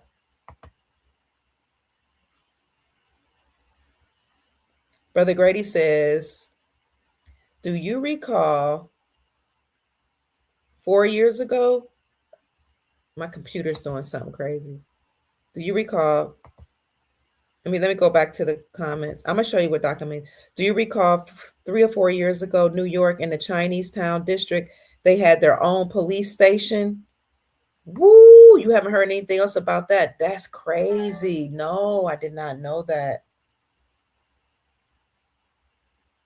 I did not know they had their own police station.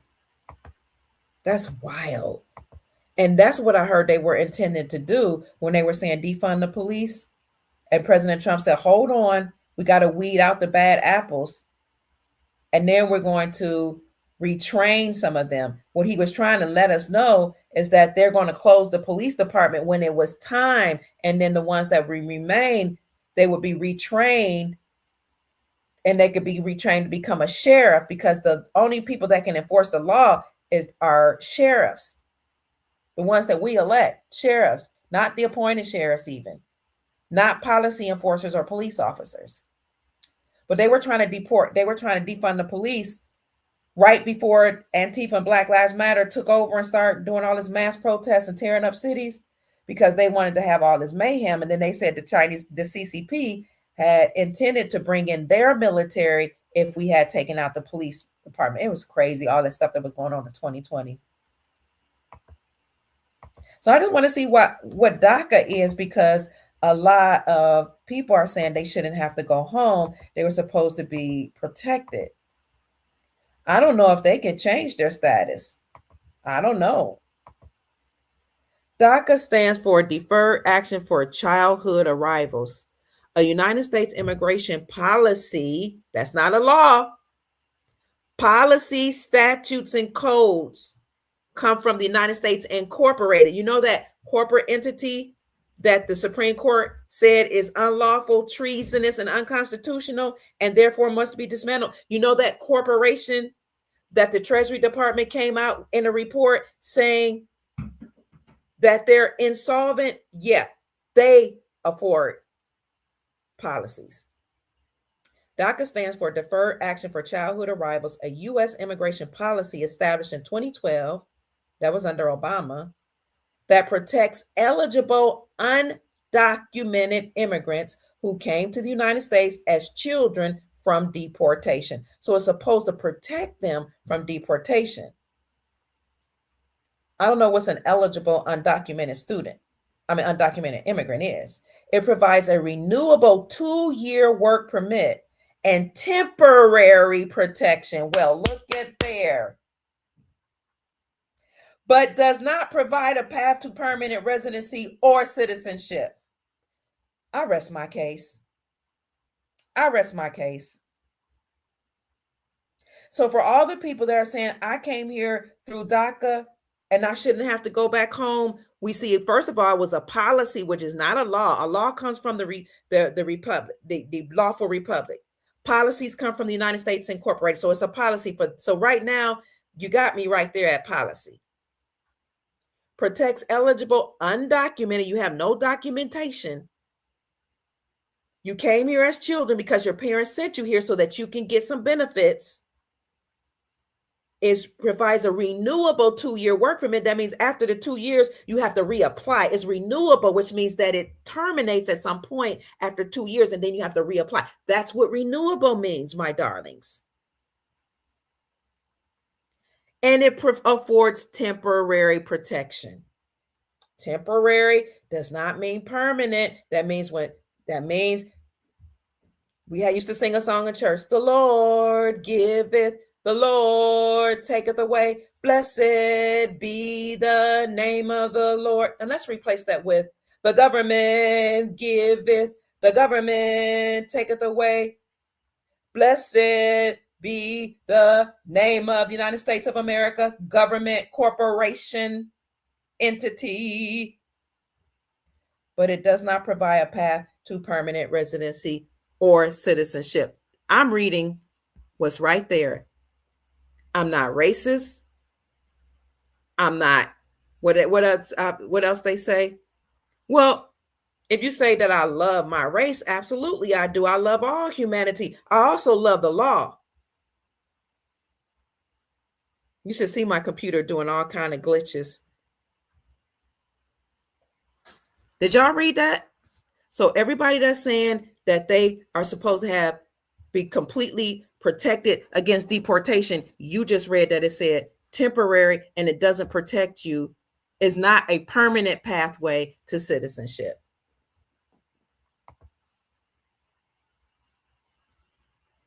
This live is no help. Well, help us, Brother Terrell. Help us. If you have some better intel or some different intel, I'll put it like that, help us. Respect. I'm not racist either, but I'm so suspicious of them. Temporary. We already covered birthright citizenship, which was for the children of slaves. Then children of African Americans, not applied to everybody else. We covered the Siberians that came here, then called themselves indigenous or Native Americans. They came from Siberia. They crossed the Bering Strait. That's why they look like Asians, because they are. They're Mongoloid. They're Asians. Nobody even would have cared until you said you were the indigenous people.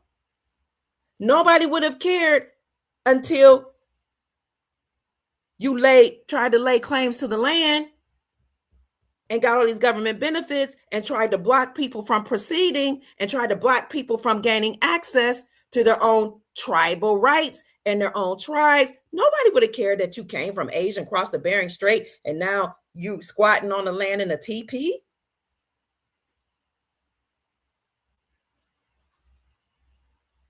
But again, native born is not natural born. It's not indigenous. You're not American. So we covered the squatters, the Native American. We covered the DACA babies, the children. Some of them are adults now. And they're like, America's all I know. And I get it. And I hope you can duplicate what you enjoyed in America in your country. I really mean that. But some of these countries aren't even really, some of these countries are not. When they go back, some of them report they don't like it, but they don't necessarily say it's unsafe. Now, I have heard some say that there's some unfavorable conditions.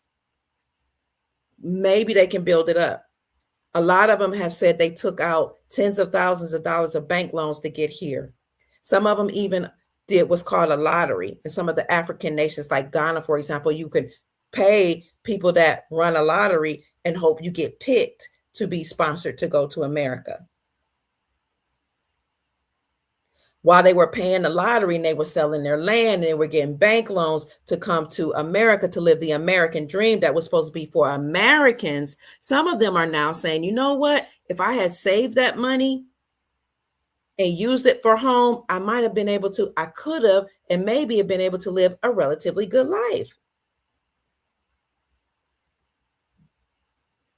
Dr. P, you doing your thing tonight. Thanks. You're welcome, Sister April. You read that, sis, about DACA? I kept saying, what if it's deferred action? It sounds to me like it's not permanent. Because I know working in the University of Louisville, you had to help students get financial aid. And if they couldn't pay it, you would teach them you can get a deferment, which means you don't have to pay it now. You got to pay it at some point, but not right now. We can defer it for 6 months, a year, 2 years. So that's how I know. So I'm like, deferment means you can put it off. So why are they saying they should never have to go back home? Why are they saying they're protected from deportation? Maybe, but they didn't say that was temporary. Now we know. So we covered the birthright citizenship, which is through the 14th Amendment. That was for African American children. The Civil War. We covered the squatters on the land that call themselves indigenous that are not, that came from Siberia, the Native Americans. That's why they're getting deported. We covered the DACA babies. I don't think we need to cover the people that overstayed their visa. I mean, let me look it up. Is it illegal to overstay your visa? Because maybe I just don't know. Is it illegal to overstay a visa in the United States of America?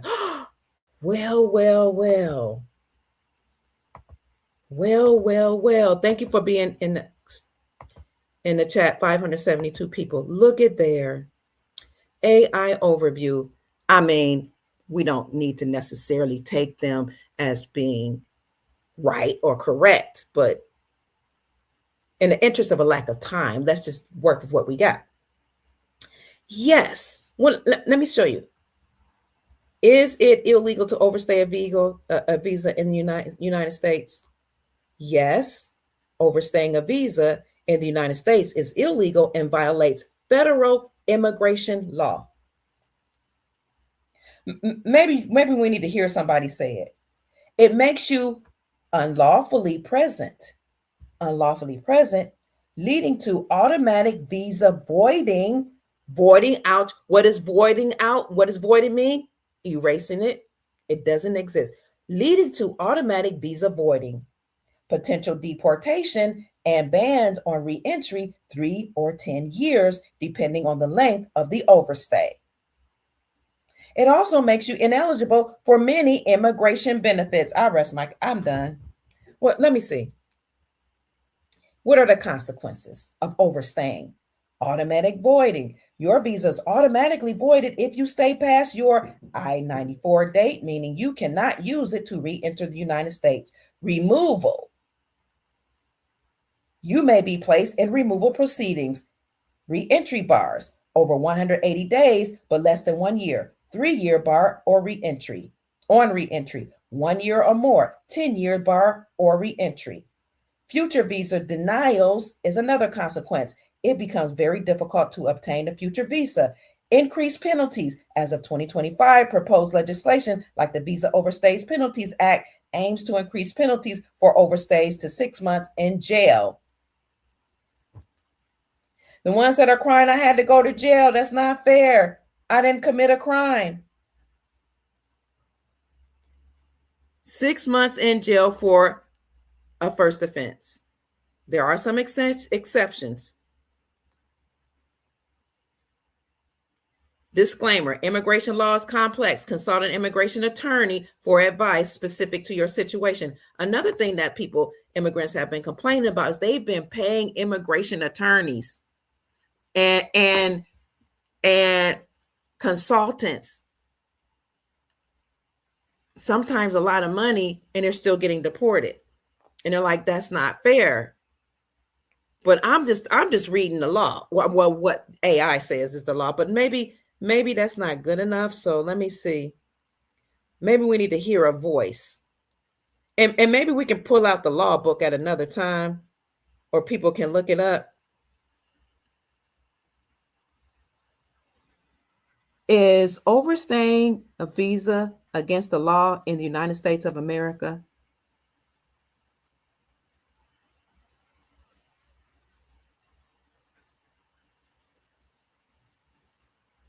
Yes. Overstaying a visa is against U.S. immigration law. Staying longer than allowed, which is usually on your Form I-94, makes your stay illegal. This can lead to your visa being canceled, deportation, and penalties. If we are law-abiding people, why would we support somebody breaking the law or going against statutes, policies, and codes of the same government that afforded them the privilege? And yes, many of them do have fake IDs fake social security number. And you know what?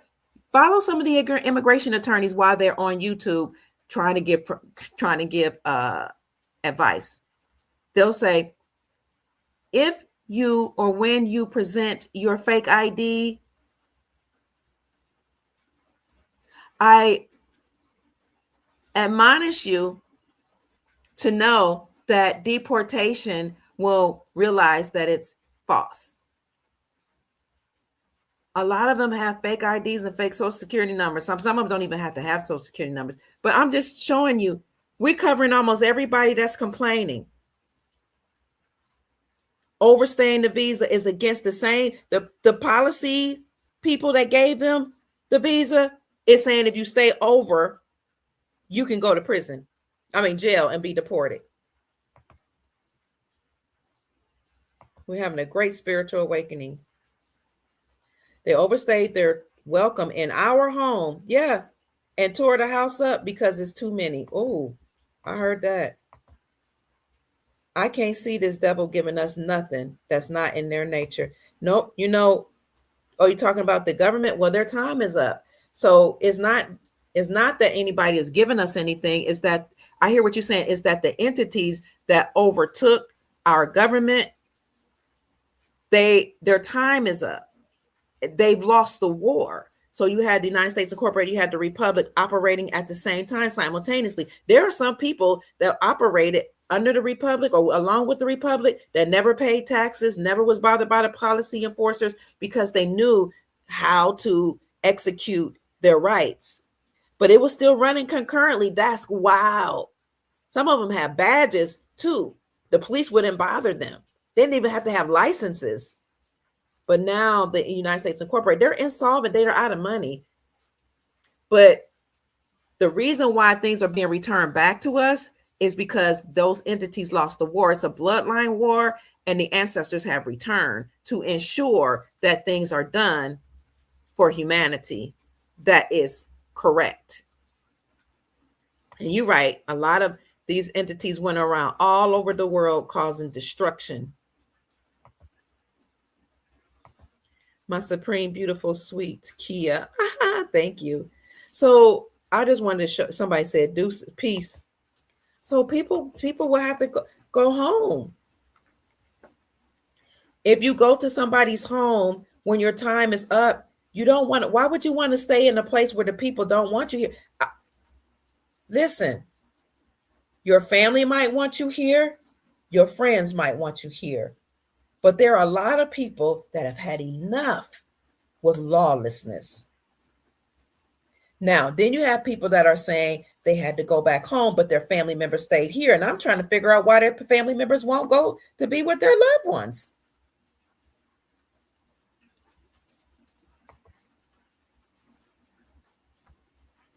Absolutely. A lot of people received our benefits while we and our parents struggled. And they don't want us to speak on it. All we're doing is talking about what's correct and what's the law.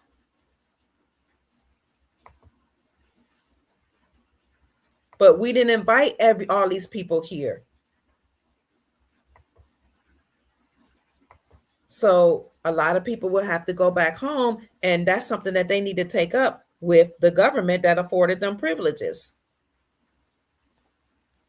For the rest of us that are here, many people were here for many generations. We have to figure out, you all will have to figure out what is lawful through the Republic and work that out.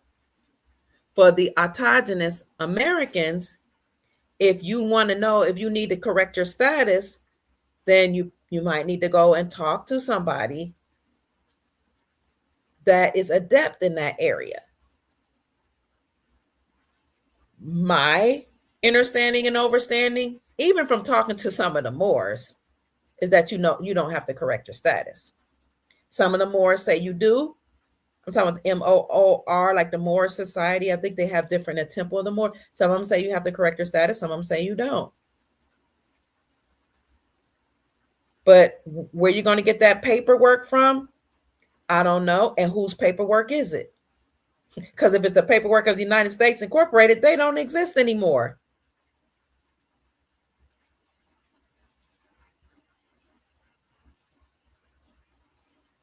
Thank you.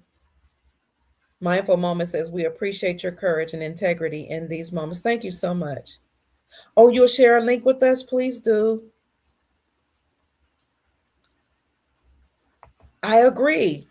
I've heard that. Terry. Terry says, right, but they're like, you're wrong and bad for complaining about your abuse by the criminals. People have come over here and broken the policy, statutes, codes, and laws and accessed our birth certificate bonds and was afforded government benefits while the indigenous, the first Americans, and some of the newly arrival citizens struggled. And to speak out against lawlessness makes other people uncomfortable because they broke the law.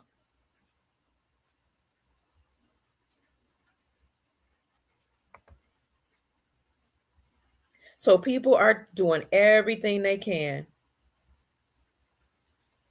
She does. I enjoy these shows. Everything they can to stay on this land. They also will do everything they can to tether themselves to the indigenous people here, because now they're like, first they were like, y'all gonna get deported too, because they thought we were from Africa. And we just sat back and let them talk. We're not from Africa, my darling. We're from America. Y'all gonna get deported too. Y'all need to speak up. Y'all need to fight for us. No, we're good. We fought for the women who had the feminist rights movement. We didn't have a complaint. That was the other women from European descent. That was their issue. We fought with them to our own demise. I mean people indigenous that's classified as black. We fought with the brown people because there were brown revolutions just like we're black revolution. We fought with them. We protested. There was something that came out of Atlanta, Stop Asian Hate. And we was like, Asians are discriminated against? Where? They own America. But you still have people in Atlanta that classified as black, brown, indigenous people saying, yeah, fight Asian hate. We fought with the when people were saying that people that believe and engage in same-sex marriage, when I say we had a lot of people classified as black that fought in that fight. We're gonna sit out on this one.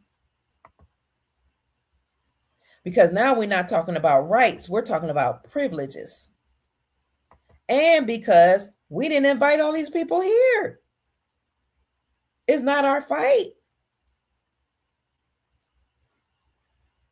And we remember the we're better than you comments. We remember the stay out of the black community, stay away from black people. We remember, I heard somebody just say a couple months ago from another country, I won't say which country it's from, I don't understand why I have to go home even though my visa is up. I said, how long were you supposed to be here? 2 years? Is the time up? Yes, but I'm going to seek asylum. Well, Trump put a hold on asylum paper. Well, I don't know why I should have to go home. We take the jobs that you all won't work. I was like, who is you all? You Americans. And no offense, but the black ones that are on the job, they're lazy. They take their lunch breaks. We don't. We work harder than black people. And I'm like, well, then why can't you take that certain work ethic home? Like we're having a conversation. We remember those conversations. And even if it never happened, breaking the law means that there are consequences. That's all. Does NASARA require illegals to go home? NASARA requires for everybody to be in there. Yes, illegals and legals. Legal. You have to be in your homeland. Now, there may be some people that are from another homeland that may have some ties to the land that will still get benefits.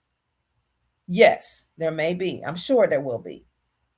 But overall, NASARA, if you have to be a national of a certain land. And Guyana did that a couple years ago. They said that we have a certain amount of money that we're giving people per month, but you have to be a national and you have to be home in Guyana. You can't be in America, you can't be abroad in order to receive these benefits. So that was just an indication and a blueprint for how it will work for the rest of the nation. So basically, everybody needs to go back home and re-enter the correct way under the republic. Thank you for making that plain. Yes, I think President Trump even said that if you go home, you just have to come back the correct way.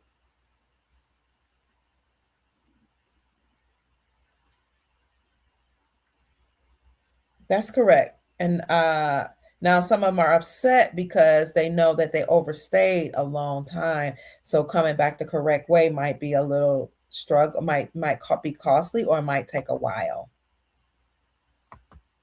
Well, now we've stopped complaining and started creating. Thank you, Face the Nation. So now many of us, thank you for that. That's a good segue to close. Now we're not stop complaining and start creating. And we're not going to mistreat people. We don't mistreat, to my knowledge, people that come from other countries. We eat at their restaurants. We go to we patronize their establishment.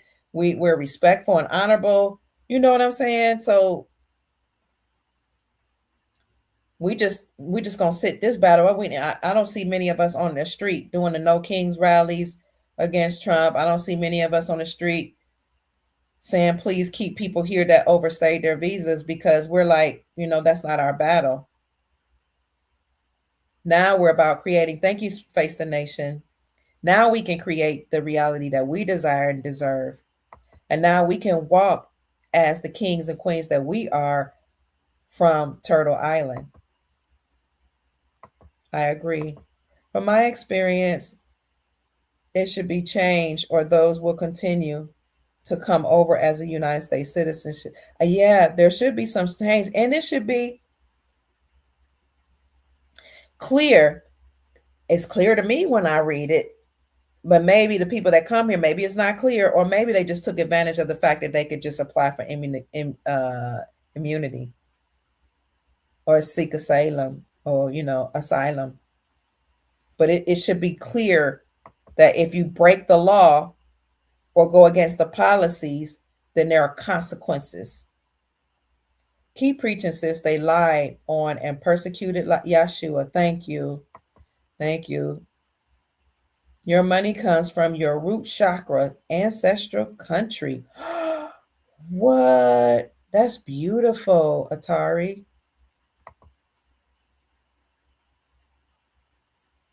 So I want to end on something that I saw. Y'all tell me what y'all think about this. That I saw about who indigenous people are, who the Moors are. It resonates on a certain level with me, but that doesn't mean that it is necessarily, what happened. But let me show you something that somebody actually sent me. I said they wanted me to see this. So I'm going to go to my shorts and I'll pull this up. Let's watch this. Are the tap authenticated notes worth more than the other notes? That's not the one. Let's talk about the Egypt that you guys know overseas. That Egypt. Because I'm going to explain some things to y'all that you guys never heard before. That's going to have y'all tripping for a second. We all know, or most of us should know, that the very first Egypt existed inside of Tamari. The original rulers of Tamari was Isis and Osiris. So if you want to look at the real Egyptian pyramids, they exist in the Grand Canyon, where they've been hiding everything from. And Tamari is here, America. That was a name for it. Where the government prevents people from going over there for various different reasons, but that's the main reason. They were the gods of the land of Tamari. Now I'm taking it all the way back. Way back. Okay? Now, there was a great war that took place in the lands of Tamari. I want you guys to understand that there are beings out here, and you've heard me say the term Moors. Moors did not exist until originals had split. Half went with Isis and Osiris and stayed on the lands of Tamari, and the other half split and went overseas, and they became Moors. And the reason why they became Moors was because of a particular Moorish dragon that initiated the war. This is one of the signs of Tiamat. Okay? He initiated the Great War, the Great Split. Now, there's been several great splits that have taken place, but he initiated that great split, that great split right there that took place. Now, those Moors, quote unquote Anunnaki, because ancient Egyptians are also Anunnaki, whether or not you guys realize this or not. They are Anunnaki.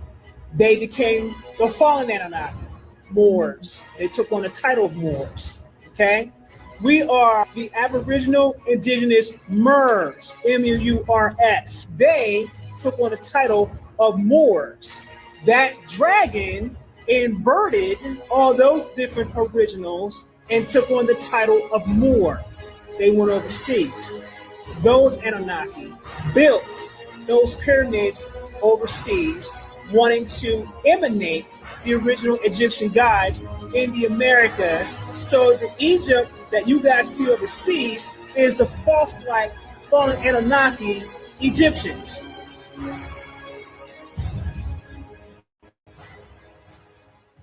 Very interesting.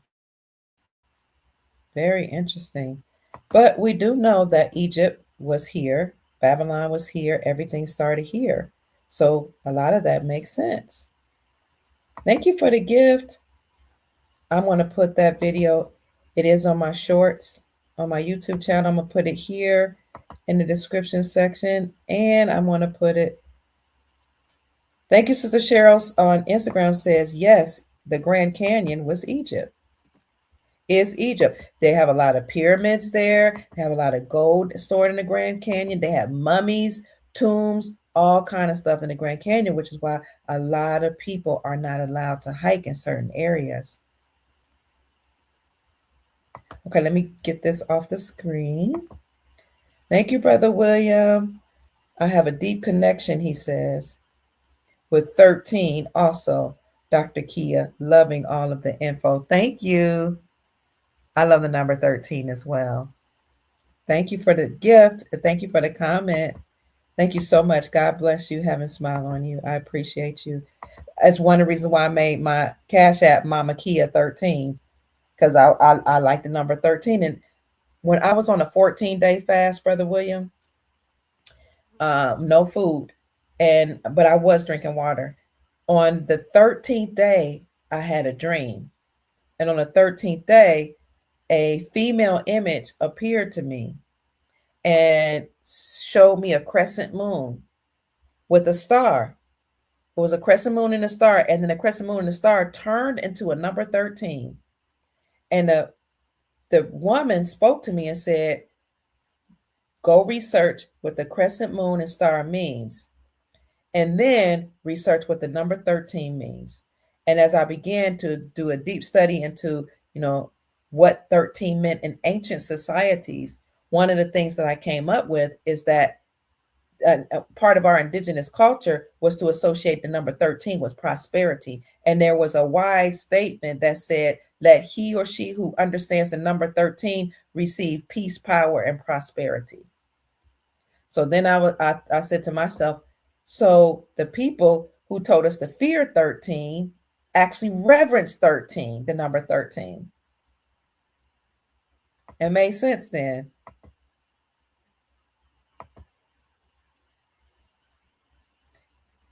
Thank you. So everything is coming to light. The Grand Canyon has the Sphinx. It has gold. So that was Isis Wisdom. Thank you. And on her Instagram is I am the greatest that ever did it, something like that. But I did put the link in there. That was Isis Wisdom. Thank you for telling me who that was. You've been listening to her for years. Wow. I really enjoyed that video. It made sense to me. Over 80%, what do you say, of the Grand Canyon government controlled. Oh, no access was granted there to the public. You're from Arizona. Thank you, Talina. So So this is just for educational purposes only. You can call it entertainment. We're just showing people what we discovered. 13 is your favorite number. There were 13 months, not 12. That's right. There was also 12 disciples plus the Jesus of the Bible, which made 13. I agree. Egypt is larger than the Grand Canyon. Yes, because Sheikh Jacob Bay said Tennessee, Kentucky, that was part of Egypt as well, or is part of Egypt. Sister Offset, that's Isis wisdom. Oh, you listened to her during the pandemic. So, family, in terms of status correction, there's no such thing as black or white anymore. Those were political status or status in law. White was a status that people, even immigrants, would have when they would come over here. It is a legal status. Black is a legal status, means you have no standing in law, meaning you are a prisoner of war, meaning you are a slave, because that's what they consider the indigenous, autogenous people that they classified. First, we were indigenous and Indians, which we are. Then they classified us as colored, Negro, Black, and African American. They kept rotating. We're the only ones that they would change our status every few years. The United States Incorporated no longer exists. Admiralty Maritime Law, out of here. So there's no such thing as white and black status any longer. Thank God. And I think everybody should be grateful for that. But now, United States citizenship, that's gone with the corporation. Naturalization, Trump is even questioning that. Let me see what naturalization. Y'all tell me what naturalization is. Some people were like, I was naturalized or I was nationalized. So there's naturalization, there's nationalization. Naturalization definition. The legal process. See, that's what I keep saying. What's legal is not necessarily lawful. You grateful? Kentucky is King Tut. Yes, right. Kentucky, King Tut. So let's look what naturalization is. Some people that says I'm naturalized, I shouldn't have to go. The legal process by which a non-citizen voluntarily acquires citizenship of a country after birth. There we are with that citizenship. That's not sovereignty. It's a legal process. Corporation, you know, the one that the Treasury Department said is insolvent, by which a non-citizen voluntarily acquires citizenship of a country. In the United States, it's the method through which lawful permanent residency green card holders, they're calling it lawful, but a green card holder can become a citizen. So they're tricky with their language. The method through which lawful permanent residents become United States citizens. After meeting specific requirements such as residency, moral character, and passing a civics English test. So, it is the formal legal granting of nationality to a foreign-born person, excluding automatic acquisition at birth. Requirements: generally, application you must be 18, lawful permanent resident for at least 5 years, demonstrate physical presence, and possess good moral characters. You have to file an N-400 application form for naturalization, completing an interview, passing a civics and English test, and taking the oath of allegiance. I can appreciate you pledging oath of allegiance to the country. I don't know if you pledge it to the country or the corporation. They gain nearly all the same rights as native-born citizens, including voting and holding most public offices, but they may be required to renounce previous allegiance. So, is that afforded to you by the Constitution for the Republic or the United States Incorporated? Let's see, is Trump challenging naturalization? Because I'm wondering why some people are saying I'm naturalized, I shouldn't have to go. Well, so I looked up, is Trump challenging naturalization? And I'm going to show you what it says.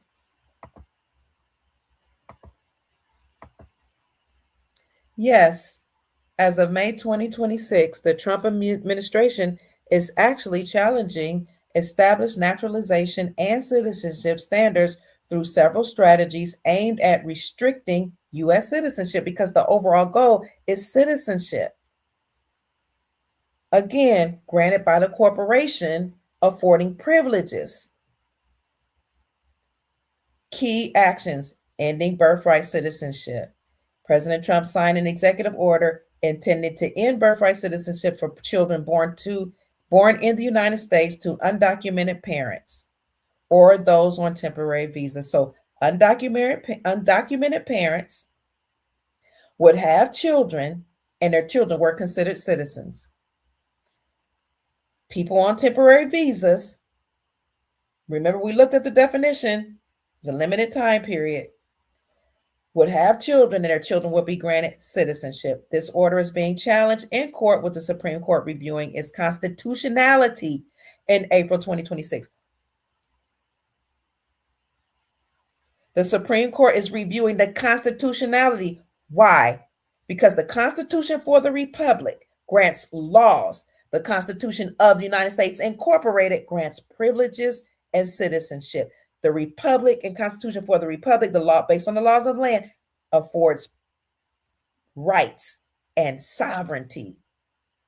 Citizenship, privileges, United States Incorporated, the one that's unlawful, illegal, and treasonous. Republic, Constitution, based on the laws of the land. Increasing denaturalization. The Department of Justice has intensified efforts to revoke the citizenship of already naturalized individuals, aiming to increase the pace of such cases. The administration stated that is a top priority for individuals accused of illegally obtaining citizenship. I'm done. Through fraud or misrepresentation. You can't make this up. Their top priority is individuals accused of illegally obtaining citizenship through fraud or misrepresentation. That's the accusation. Now, if the accusation is not correct, then people need to do what they need to do to stand up for their privilege. Can't even say stand up for their right because they're not even supposed to be here. They weren't invited by the Americans. Restricting naturalization process. The administration has made it more difficult to obtain citizenship by modifying eligibility requirements, and adding subjective standards for assessing allegiance and character during the process. Did not I say? It's not about proximity or where you were born. It's about allegiance. Because a lot of people born here had allegiance to the homeland of their ancestry, as they should.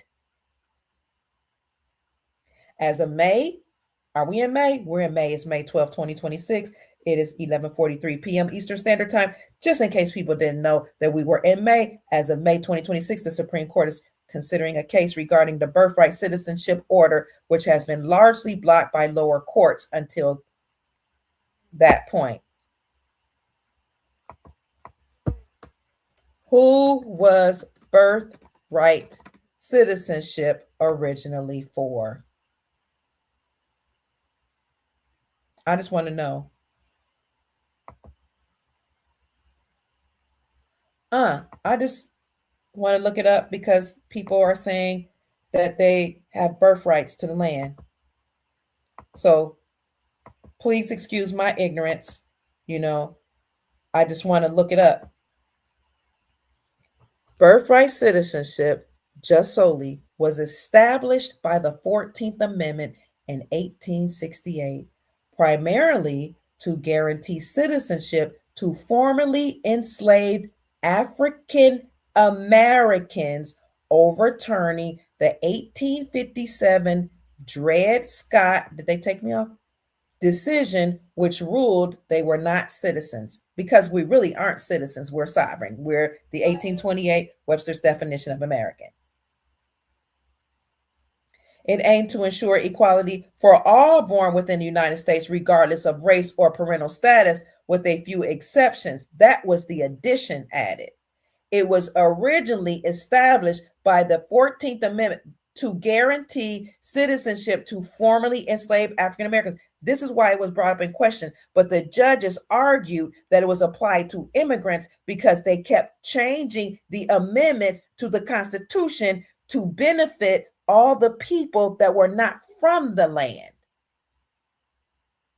for their own purposes, because we were in the middle of a bloodline war between bloodlines of beings that seeded humanity here on the planet. What was the intention? The citizenship clause, which was added to the Constitution, no less, was intended to establish that everyone born in the United States, right, because they keep changing it and changing it. Jurisdiction as citizen, ensuring the status of formerly enslaved people, and as interpreted later, children of immigrants, as interpreted later, children of immigrants. You know, like the 18 Webster's definition of American is the copper colored races discovered by Europeans, but now applied to Europeans, later applying that's what do you call it? Identity theft.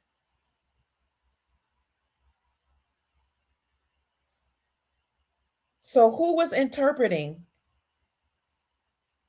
these amendments? The attorneys and these so-called judges who are administrators that work for the British Crown. You know, the British Crown that Charles III was a part of, you know, the one who came here and seceded to Trump. And now everybody agrees that when Charles came here, that was the ritual to turn everything around, and we're no longer on maritime and admiralty law. Well, the attorneys passed the bar. The judges, they're not judges, they're administration. They're administrators. They passed the British Accredited Registry because they're beholden to the British Crown. The British Crown no longer exists for us. That's why he came here during the 250th anniversary of the Declaration of Independence from the British Crown. And all of those attorneys and judges that have Esquire behind their name have a title of nobility. So if you are operating as a congressperson or a lawmaker, a policy enforcement maker, and you have Esquire behind your name, or you're a senator or a congressperson and you have Esquire behind your name, you're an attorney, you're a judge, and you have Esquire behind your name, you're not even supposed to be working for we the people, because according to the Constitution, no person with a title of nobility can serve the people according to the Republic. They all must stand down. And the truth will set you free. It will make you free. Glory, hallelujah. So I don't even know what else we need to cover. Naturalization, birthright citizenship. I mean, DACA, all a part of the United States Incorporated, all a part of party policies that were temporary. Now, nationalization is something somebody brought up. Y'all gonna have to educate me on that one. What is nationalization? And I'm gonna let you go. Ooh. Okay, well, when it comes to people, what is nationalization? I'm just doing Google search. You know, I need to look at some law books. I do understand, I understand that. Nationalization is the process where a government takes ownership and control of privately owned assets, industries, or land, turning them into a public asset. It is used to secure vital infrastructure, implement economic policies, or manage failing companies, blah, blah, blah. But can you become nationalized? Can a person become nationalized? Because that's what you guys, some people were saying, right? You have to do status correction to become nationalized. Oh my God. You know what? I can't make this up. Where's Kevin Samuels? He said, you can't make this ish up. Well, well, well. What is nationalized? Everything keeps going back to the corporation. I don't know why people are upset with me for highlighting this. Some of you, a lot of you are saying thank you because you already knew it. I felt it in my spirit. I did some research, but now we're reading this together. So let's see. Can a person become nationalized? AI overview. Yes, a person can become a nationalized U.S. citizen through a voluntary process called naturalization. This allows lawful person resident green card holders to gain citizenship after meeting specific purpose requirements, such as being 18, residing in the U.S. for 3 to 5 years, showing good moral character, passing English civics, et cetera, et cetera. So they're still saying this is becoming naturalized. So some people are saying something about they said declare your nationality. Okay, let me see what that means. I'm just looking up. But that's not what the people that are here doing. They're not talking about declaring nationality. But I'll look up declaring nationality. They're saying that they're naturalized. But I'm going to look up what does declaring nationality mean. You know, people are like, you need to change your status, declare your nationality. So I'm going to look it up. A declaration of nationality generally refers to a formal statement or application affirming a person's status as a citizen or a national of a country. In the United States, this includes Form 300 to declare intent to become a citizen, or applying for a certificate of non-citizen national status for specific individuals. That must be what people are talking about. It serves as formal, official, legal affirmation of identity and allegiance. And you have to fill out some forms, paperwork. So if that's what people want to do, declaration of intention was required for immigrants between 1795, this is the historical context, and 1952, marking the start of the naturalization process. Renunciation in some contexts, a formal declaration of allegiance to a foreign country can lead to the loss of citizenship. Okay. And then there are international standards. And so I think that's a personal choice if you need to change your status. I think that's a personal choice.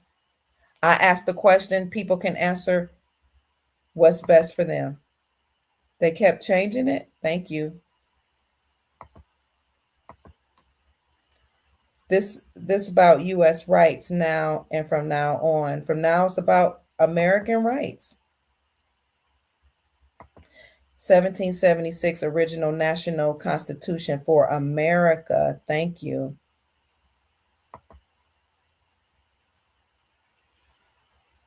You're either American or you're not. You know, like I'm giving I'm given every opportunity to understand and understand the context of the discussion. I'm really reading, researching, hearing testimonies, and all the stuff I see leads to what you're saying. You're American or you're not.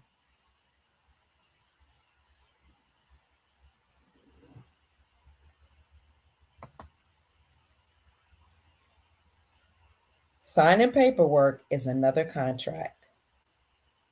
It's what I hear you saying. Thank you, King.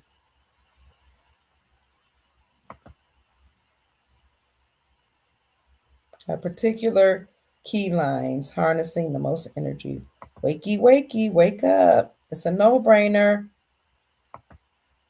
People will leave and they must come back the correct way. And one of those opportunities is through having a gold card where you have to pay a certain amount of money for a gold card and you have to open up businesses for American people. That's one of the correct ways. But you know, other countries have announced that they have gold cards and their gold cards cost $1 million.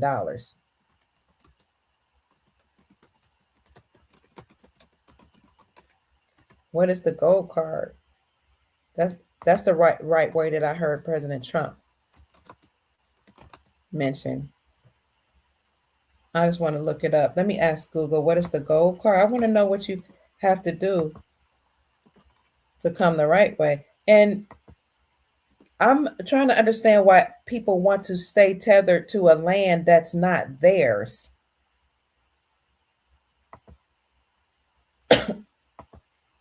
And I know you don't own the land, but I mean a land that you use the government and the policies to get here.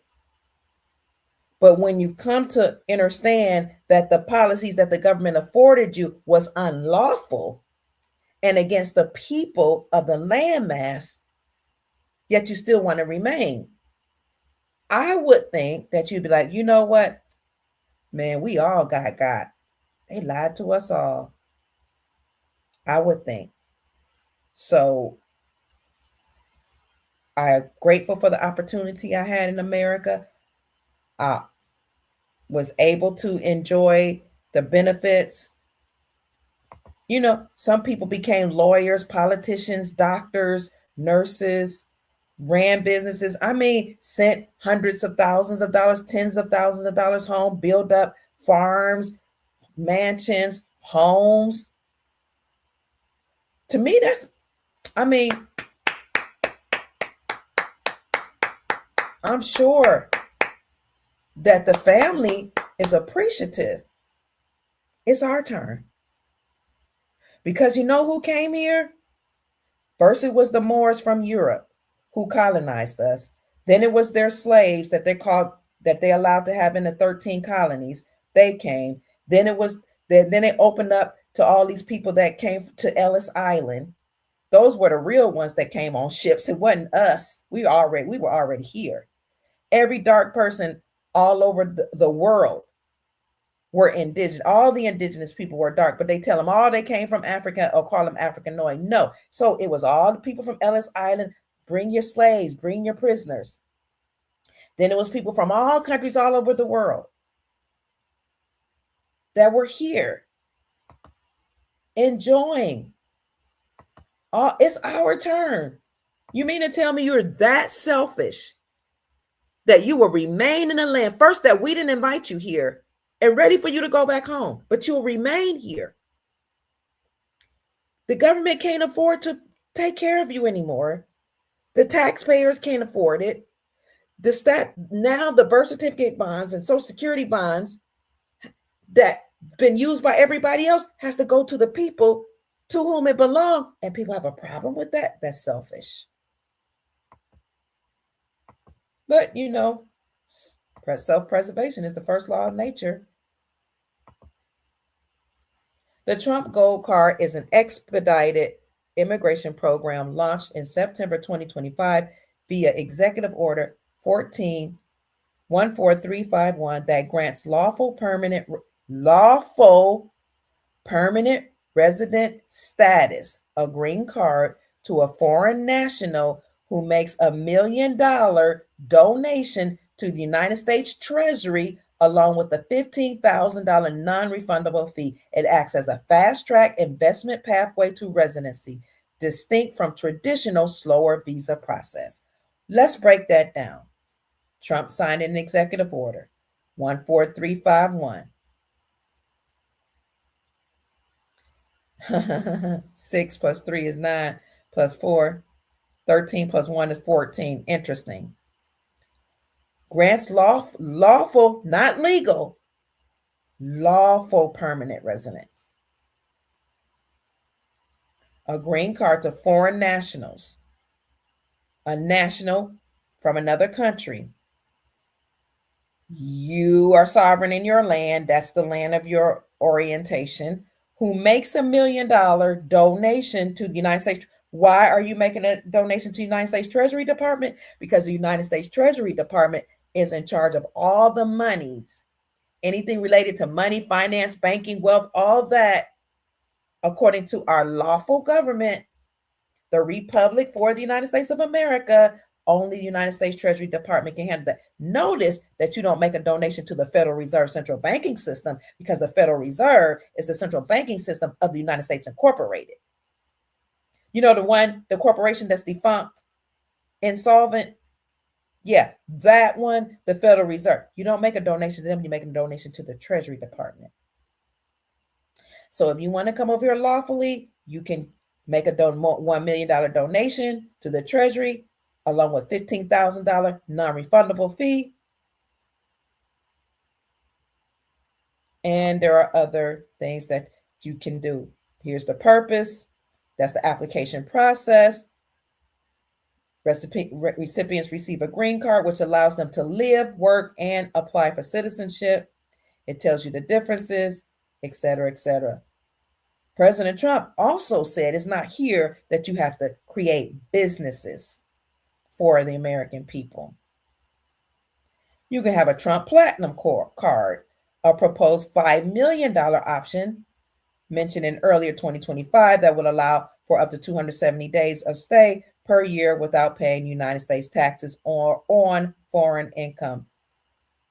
The gold card is intended to boost the United States commerce through direct investment from foreign individuals. That's the lawful way now. That's the way people can gain reentry. Some people might say, who can afford that? Well, that's not saying you can't come visit. People can come to visit temporarily. I can go to different countries and visit, but I don't get a green card just because I overstayed my visa. I don't get to seek asylum. Because you know who should have been able to seek asylum? Is people classified as Black, because our men was getting shot by the police in cold blood. Our men were disproportionately put in prison. That's on the record.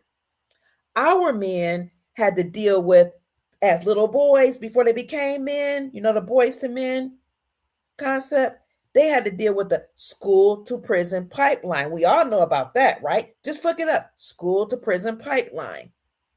Our men, boys, the indigenous, autogenous boys, erroneously called Negro, colored, and Black, were called super predators and were treated as such. And our men had the 3-strike rules. You commit a crime 3 times, even if it's a non-violent crime, you go to prison for a very long time. And sometimes you go for life. And you know that? So, yeah, it's our time to clean up all this that's been done, the prison system, privatizing prison system so people can make money off of our pain, being prisoners of war, families being broken up or choosing to break up for whatever reason. Most people don't just decide, hey, I'm just going to leave my husband so I can get government benefits. That's not how it worked originally. But the government knew that if you broke up, and families break up, people leave each other all the time. The divorce rate is over 50%. So how did these women take care of themselves who were provided for by their husbands? The government said, here's some money. Because if the government give you money, you don't have to try to stay and work it out. We know that.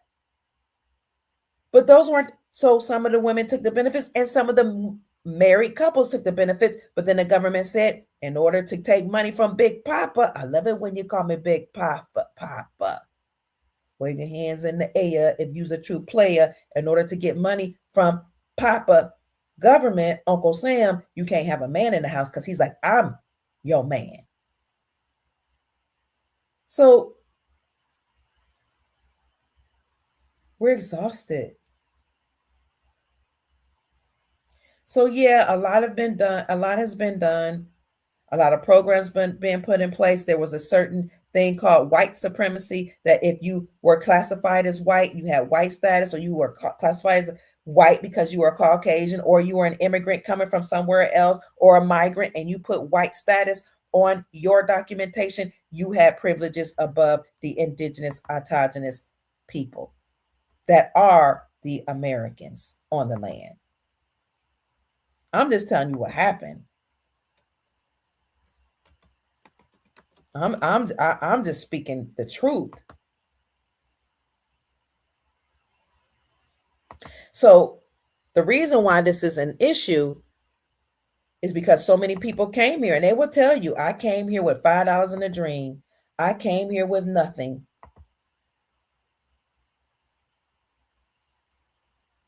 Remember, I came here and I made it. Y'all need to pull yourselves up by the bootstraps. And so we were like, how are they all making it? Now we know. You saw that woman I brought up on Anton Daniel's show, and she was Latina. She was like, look, I used to be a liberal, but now I'm conservative because I see people that are undocumented here getting all these benefits when the rest of us have to work.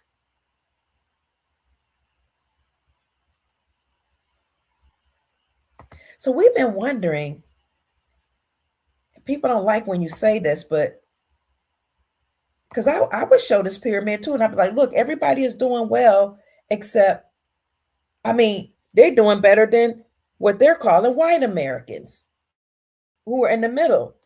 And God knows everybody and their mama and daddy and grandmammy is doing better than the African Americans who bring home $35,000 a year on average. So we've been in me, I've been like, you know what? Marriage matters. Education matters. These people have an education. They're married. That's why they're doing so well. Not even knowing they get welfare and food stamps, free housing, which I knew that undocumented students were because I work for higher education. They can buy houses without having a social security number. They cannot even have a job. I've had students that didn't even graduate from college yet that could get a mortgage to buy a house. And we're not talking about a little raggedy house. We're talking about a house big enough to put their parents in a nice part of town in Louisville, Kentucky. Indian Americans. There's the East Indians from the continent of Asia, on average making $100,000 a year. 100,500. 100, yeah, you get it. On average per year. Well, they have education when they come. They have the money. Well, they'll tell you, I don't know if people will tell you they came with nothing, but here's the thing. A lot of them come from the top class anyway over here. I think it's called the Brahmin class, but you're not going to see the untouchables. You might see one or two dark complected people, but not a lot of, most of them are not dark complected. They're not considered from the untouchable class, the lower class, because the dark ones, and all over the country, all over the world, the indigenous ones are the dark ones. They are the ones that are treated as untouchables. They literally called untouchables. There's a caste system everywhere. India's not the only place. We call it class system, caste system. Indian Americans, 100,000. Filipino Americans, 83,000 a year. We got it out the mud, they'll tell you. A lot of them came here with degrees. It's called brain drain. The government and different companies recruit them from other nations to come over here, give them jobs, and then guarantee their spouses jobs and give them housing and give them benefits. I'm not saying it happens to all of them. I'm telling you, all of these people are on top. Taiwanese Americans, Sri Lankan Americans. I just want you to see this. Filipino Americans, 83,000. Taiwanese American, 82,500. Sri Lankan Americans, 74,600. Japanese American. No, you're Japanese with the citizenship. You're not Japanese American. You're Japanese with United States of American citizenship. Somebody got to be honest. Malaysian American, 70,300. Chinese American, 69,100 on average. Pakistani Americans, 66,200. These are the ones that are given the job of engineers, doctors, attorneys, politicians, bankers, CEOs of corporations, and money to run businesses, and or granting access to your Social Security number that's attached to a central bank in one of the major cities and allowed to have a business through using your number. Because remember, they don't have Social Security number, so what number are they using? or granted access through the birth certificate bond. They might not even know all of this, but they know they're getting money, and they tell their friends and family members, and they bring them over and they allow them to enjoy the milk and honey from the land of milk and honey. Pakistani Americans, 66,200. White Americans, those would be the Caucasians, 59,900, because all of them classify as white, their status. Korean Americans, 59,200. Indonesian Americans, 57,500. The average American, that's funny, 56,200. Thai Americans, 55,000. Bangladesh Americans, 50,000 on average. Nepali Americans, 43,500. And the Hispanic Latino Americans, 43,000. And who's at the very bottom? In their own land. Well, looky here. The 1828 Webster's definition of American, the copper-colored races discovered by Europeans, but now applied to Europeans who had their status changed to Negro, colored, Black, and African American, on average making $35,000 per on average per year. This is U.S. Census Bureau 2013 to 2015. So I'm sure there are some updated statistics. Percentage of population with a bachelor's degree, Indian Americans at the top, 70%. Did you know that minority scholarships, along with DEI programs, diversity, equity, and inclusion, that recruited in immigrant people? They told you it was for Black folks and Black women and Caucasian women, but it was the immigrant. Many of them were receiving DEI jobs. You know how I found out a lot of these people were educated? Many of them were getting the minority scholarships, not all of them. Earmarked for minorities, because they can say, I'm a minority. I'm an immigrant. I'm a minority in number. Maybe I still might have money in the numbers. They want to shrink our numbers here. So they allowed a lot of people to come here, and they even created some people in labs. Indian Americans, 70% have a bachelor's. Koreans, 53. Chinese, 51. Filipino Americans, 47. Japanese Americans, 46. On average, 28% of the population have a bachelor's degree. So I'm just showing you what I'm showing you. Cleveland Municipal School District went to India recruiting for teachers and paid them more. Thank you for affirming me. Thank you for the confirmation. Even the teachers in the elementary, middle, and high schools are now immigrants from all over the world.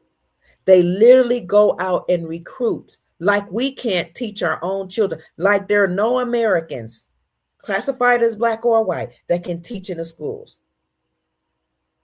So can we blame the people from coming over here if they were recruited and they can get more money and more benefits and live in the gated communities and live in their golf communities where they have their nice little golf courts, and I forget whatever you call them, what else you call those communities? Can you blame them? No, but the United States government can be blamed, and that's why they're being dismantled, because we don't know who's under that Trump mask. But what we do know is that everything's being returned back to we the people, and it's going to start with everything returning back to the indigenous people, because they are the Americans.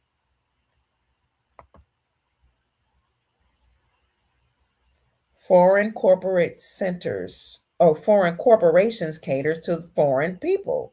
Right. United States Incorporated is foreign. Policy enforcers are foreign. Enemy combatants, they got to stand down. I'm so thankful for you and the tribe. Thank you. for encouraging me every day to hold on as things are in fact changing. I agree. So many days I'm discouraged. Your daily videos are so important. Thank you so very much. I appreciate you. And sometimes I look it up to encourage myself. There's a song called Encourage Yourself in the Lord. Sometimes you have to encourage yourself. The betrayal faced the nation has really run rampant. 1828 Webster's definition of American. Somebody asked me, why you got to bring that up? Why you talking about race? I'm not talking about race. I'm talking about nationality, sovereignty, because it was my son who's an economist said, now he said, and he said, when you study economics, they teach you the real. They tell you, we're not going to sugarcoat you. The corporation got y'all thinking that race is about black and white. Mind you, other people don't go by a race. They go by nationality. They tell you what tribe they come from. It's only here that people are concerned about what's black and white, because the beings that enslaved us has us thinking about that. But he said they taught us when I was getting my economics degree, y'all fighting over what's black and white. What race really is about is a race to resources. I was like, what? Because the resources on the land are supposed to be for the people that's from that landmass. So there was a race for the resources here in America. The Moors that colonized Europe and that civilized the Europeans, the new race over there, the new Europeans, the Moors were dark complected. That they came over here is what we know. Christopher Columbus, they say, was a tawny Moor. He was dark complected. He brought the slaves here. They came here and took advantage of the resources when they made us prisoners of war and stole our land. The plantation did not belong to a Caucasian man. The plantation was our land. Chief Rod Hayes says it's Big Mama's house. Everybody got a Big Mama house when we used to. It was our land. He said, who was the one that was beating us? You might have seen a massa that presented as Caucasian, but who was the one that was beating the slave? It was always the dark complected person who wasn't even a part of the people in the house. The Moors came over here, enslaved or made us prisoners of war. They brought Europeans here. They incorporated themselves in 1871, but they still took over before then. Established their governments. And some of them, like the Rothschilds, I don't even believe they were white. I do not. What makes more sense to me is that they were Moors. That they were the bankers, the original ones. But then they allow other people throughout many generations to come here and enjoy the fruit of the land. But they don't care about us. I could see it. I could see if it was only self-preservation. Camel Wine says, is it Carmel? Because I can't see the glares in my eye. Carmel Wine 7610. Yes, yep. But they don't care about us. I could see if it was only about self-preservation without all the hate and the lies. Oh, the lies we were told. We came over here with nothing. Oh, I just came over here, couldn't speak the English. I had nothing. If you talk to them long enough, they'll tell you that they did have something. Or when you do the research, you see that they were afforded opportunities. But it's not. What you say, they don't care about us. Michael Jackson, all I want to say is they don't really care about us. I could see if only it was about self-preservation without all the lies and the hate, but it's not. It's those that were willing to kill, steal, and destroy us right in our own home. That's who people are taking issue with. They gearing up to change our identity again. And if we ain't watching every move, they'll do it. So we have to not concede to it. I agree. You know, people can try to change up your identity. You have to not agree to be that. When they come to your house, people act funny. And I say they look weak, I can't. Oh yeah, people say they found something and you can't find something that ain't never been lost. I agree. That's why we need to homeschool our children. Exactly. You are showing facts. No apologies for the truth spoken.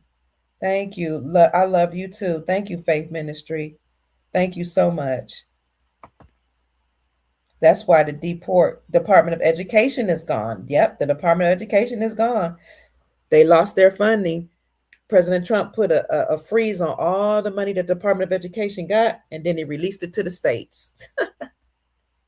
Now there are many states that will pay you, give you money as a parent to either homeschool or send your children to private school. Our men were injected, yep, with whatever is causing all this homosexuality. Yes, I said it. Thank you, Carmel. And we're not even going to talk about the Tuskegee experiment or Henrietta Lacks and how her DNA was stolen and taken. Somebody said, "You're beautiful." Thank you. Thank you, Sister Carol. Oh, we've been through hell and high water. We're exhausted. Baby girl, yes, you're on fire. Thank you.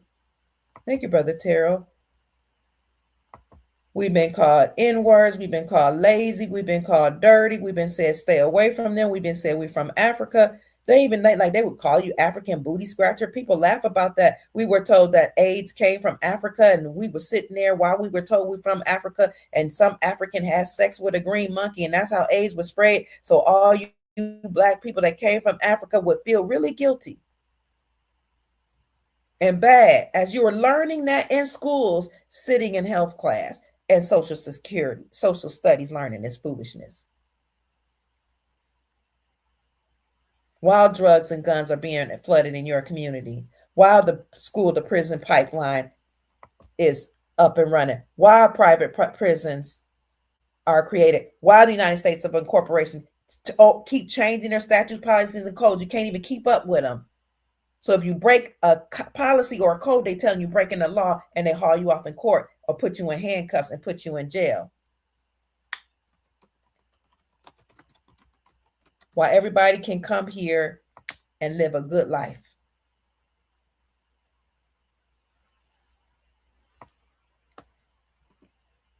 And so, of course, people are going, and so now we're understanding that a lot of this was not even lawful. And a lot of people that's getting sent back home are the ones that overstayed visas or committed crimes. We're like, why are people making it seem like this is brain, like some type of, you got to have a doctorate degree in physics to understand. So the SPP, or the School to Prison Pipeline, is a national trend in the United States where policies and practices such as zero tolerance discipline, school-based police officers, and high-stakes testing disproportionately push marginalized students, particularly students of color and with disabilities, out of the classroom and into the juvenile and criminal justice system. How the pipeline functions. The pipeline converts minor behavior missteps that a child would participate in into legal issues. It will escalate it or convert a minor behavioral misstep into legal issues rather than educational challenges. I can't make this ish up. Zero tolerance policies, harsh mandated punishment like suspension and expulsions for minor offenses often trigger a rapid movement toward criminal justice involvement. Police in the schools, increased reliance on school resource officials, SROs, officers, excuse me, to manage student discipline. Why are police officers managing student discipline? The AP, the assistant principal, used to do that.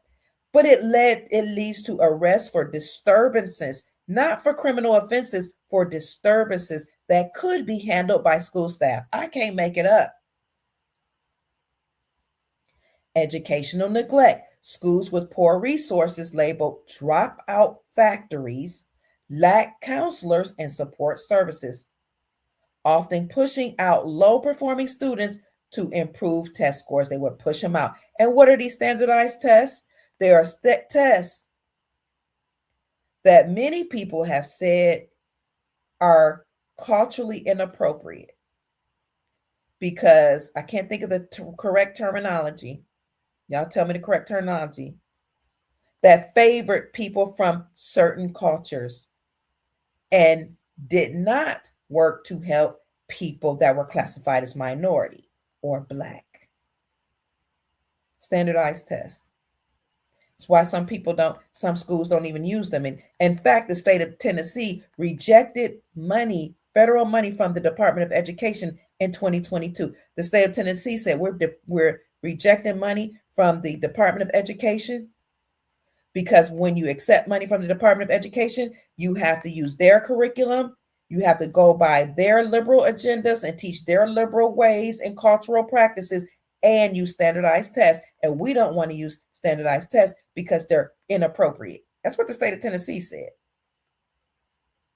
Who's affected? Racial disparities. Students of color, just come out and say the ones that were classified as Black. We know who you're talking about.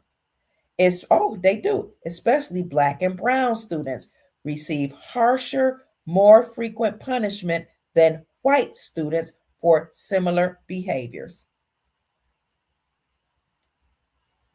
Y'all need to stop complaining. You need to pull yourself up by the bootstraps. You need to stop saying that the government have policies against you. You need to do like us, who came here with nothing, who didn't even speak the language. You need to stop blaming things on the government and the school system. Racial disparities. Students with disabilities. Students with learning disabilities or behavioral challenges are frequently targeted despite the need for specialized educational approaches. What are the consequences? Suspension or expulsion creates a chain reaction as removed students are significantly more likely to drop out of school, experience unemployment, and enter the justice system. Solutions. Restorative justice. Focus on resolving conflict. For those that want to work with your humanitarian project, here are some of the things you can do as a solution alternative. Restorative justice, counselors over cops. Revise policies ending zero tolerance. I have zero tolerance for a child who can't sit in his class and learn for 8 hours, even though that's unnatural. So I'm going to send you off and get you expelled. So these are the things that some of you might want to consider as you're doing your humanitarian project. I didn't want to show you what's been going on because some people might not know. I love you more, Faith. Thank you. People might not know. It's hard right now without a job. It really is. You are appreciated. Our great spiritual awakening is here. Thank you. And I appreciate you. So, family, I just wanted to show you because people were asking me, do you have to change your status in order to gain access to your benefits? And my answer would be no, but that what people need to do their own research because that's just based on what I know. What I do know, what I've been told is that people have to be in their home of their origin. to receive the benefits. When I was coming up, they would send me a lot of other African Americans, take us away from our traditional schooling and have us bust off. Yeah, they used to bust us too once I became a teenager to take tests, taking new people away from getting the proper education. But once we get our money, we can invest in projects like a nature job and recycle plastics.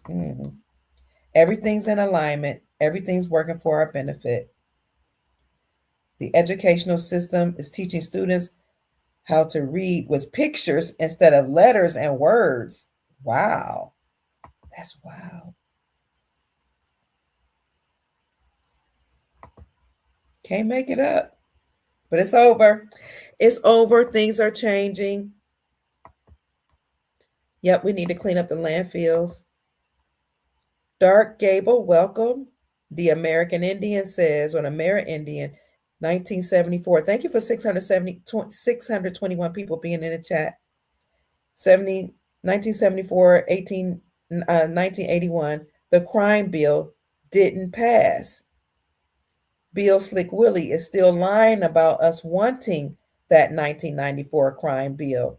Lying about us wanting it. Really? Written by Joe the Bigot and pushed through Congress. And Bill and Hillary. Celebrities better come forward, you say?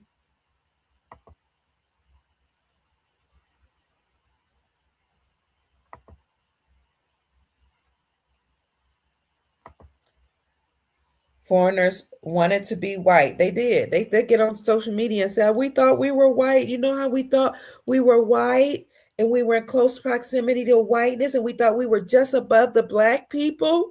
Well, now Trump is deporting us. We're not white.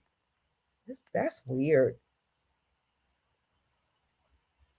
Mother Nature says those foreigners wanted to be white and they got white privileges or get white by disparaging and redlining people classified as black, and that was the contract.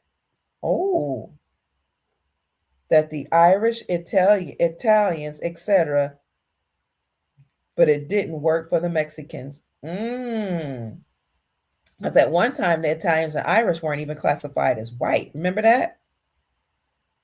And the Irish were considered the N-words by the corporation. But in order to increase their numbers, they included the Irish and the Italians. You know why they didn't want to include the Irish and Italians in white status? Because the Italians, who were conquered by the Moors, have what's called olive complexion. Why do they have dark hair? Olive complexion, just like the Greeks. Because their grandmothers were black. Classified because they, especially the ones from Sicily, in the southern part of Italy, their complexion showed that their grandma was a Moor. So they had that one drop rule. They had way more than a drop. They had a lot of drops of blackness. So they weren't considered as white when they came over here. And the story goes that a lot of them participated in the underground economy because some of them came of them already having participated in the underground economy, but a lot of them allegedly had to because they weren't afforded white privilege. The Irish have red hair, which is melanin, because they're third or fourth generation black. That's why last year, all these redheads were crying on social media saying, yes, I'm black. Thank God. Because now it's something to rejoice over, right? Because you black, you cool. You're indigenous too, but you cool. You got soul music, you got soul food. Y'all didn't see all those people on TikTok celebrating that they're black and saying to each other, we were made fun of because we had red hair. Some of us had big noses. We had red hair and freckles. But now the black people have always accepted us, and now I'm so glad because I understand why. It's because I'm black. Y'all ain't see that?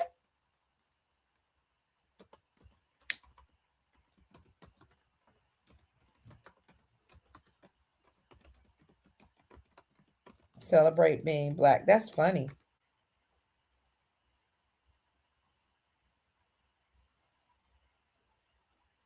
When genders are black. This is funny. Thousands of redheads from all over the world gather. This is why. This is why they were mistreated and they were not counted in the numbers because they were classified as black. So that one drop rule, when they were mistreating them, now they can use it for their benefit because that one drop of blackness or indigenous or Moorish blood is going to save them.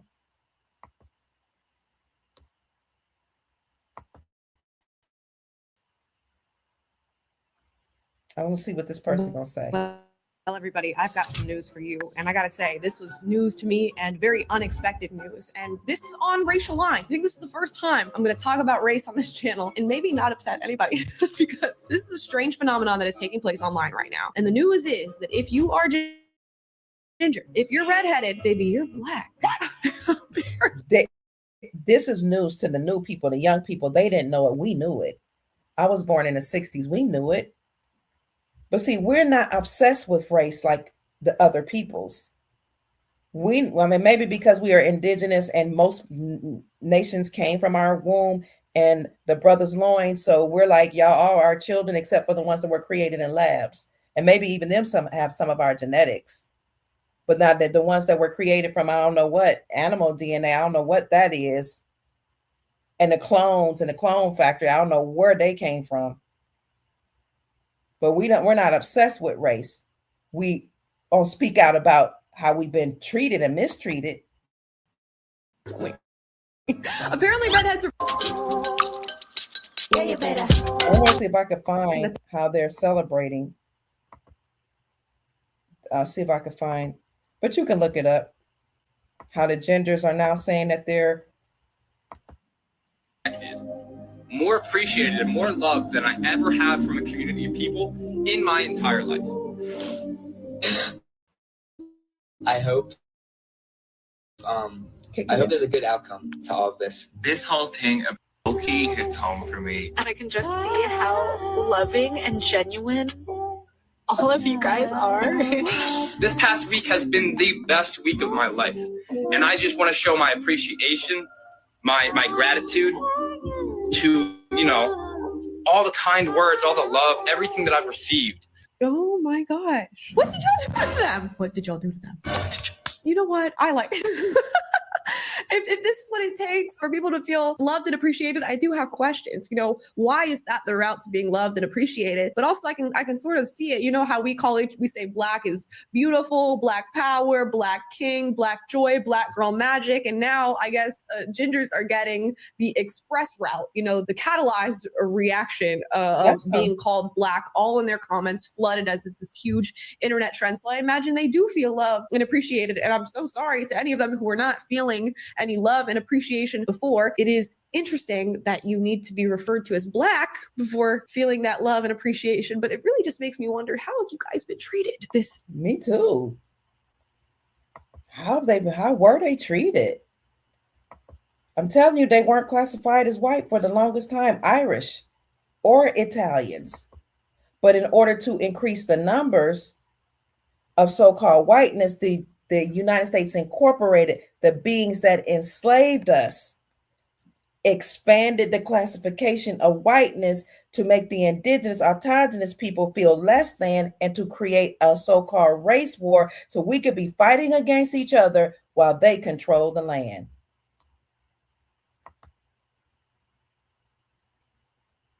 People need to apologize. Absolutely. And that's why there's a push for integrated marriage. And that's why before Hollywood collapsed, they started showing interracial relationships because they know that the way to be saved, it's just genetics. The sun is getting hotter. The way to save the bloodline is to I'm not this is genetic. This is biology. If you have recessive genes and you want your children to live, you need to mate with somebody that has dominant genes. Not rocket science. So Hollywood started pushing for the same marriages that they fought against. Ain't that crazy? They told people you can't marry. If you black, you can't marry white. If you white, you got to stay away from black folk. When it was the black folks' genetics that's going to save humanity because every race came from these genetics.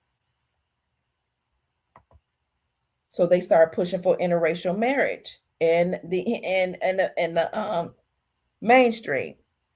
What I don't appreciate is that in the movies, they often had the woman that was in an interracial relationship sometimes as what people would call a bed wench, like she could be the lover or the mistress, but not the wife. Because even when they were pushing their interracial marriage, they still took digs at us. Wild. Even when they had popular shows, they took digs at the man classified as black by making him a criminal or a hustler or a baby daddy or a man that couldn't keep his penis disciplined. Or they typecast a woman as a loud, angry black woman on welfare who couldn't keep a husband, but she can be a whore or a harlot or a mistress. But you know how they would cast the other women as nice little sweet innocent wives? Because they wanted to seed into our consciousness that we should fight and war against each other. So yeah, we need some apologies. Not from people who didn't do anything, but from people who did things.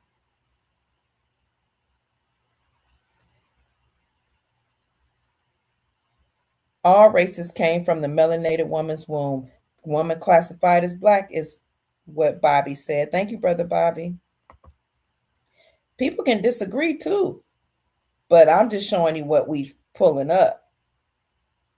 Names of Aboriginals of Ireland in America from the jump. John Smith was Aboriginal from Ireland, married Pocahontas, Algonquin, Sullivan, O'Neill, Clay, and Bickerstaff, and Spry. Wow. Those are names of Aboriginals of Ireland that were in America. Wow, thank you. Don Killam has good information. Thank you. Your son was a redhead and he had blue eyes. Wow, Carol. What a mixture. You think this is the best live you've seen, Malik? Thank you. Doc, on the real, all people come from the melanated women. We can birth all colors. Thank you. Is that the mitochondrial gene that we have? The human race is the only race, Faith Ministry said. And Face the Nation said, I won't forgive until they repent and repair sincerely to the black man, black woman, and black children. You know what? Because how can you repent how can you forgive unless somebody asks for forgiveness? What is there to forgive? So you can excuse it, you can act like it didn't happen. But I learned this when I was in ministry. How can you expect somebody to forgive you? They taught us until you go to them and ask them for forgiveness. I'm not saying that's everybody should espouse to that.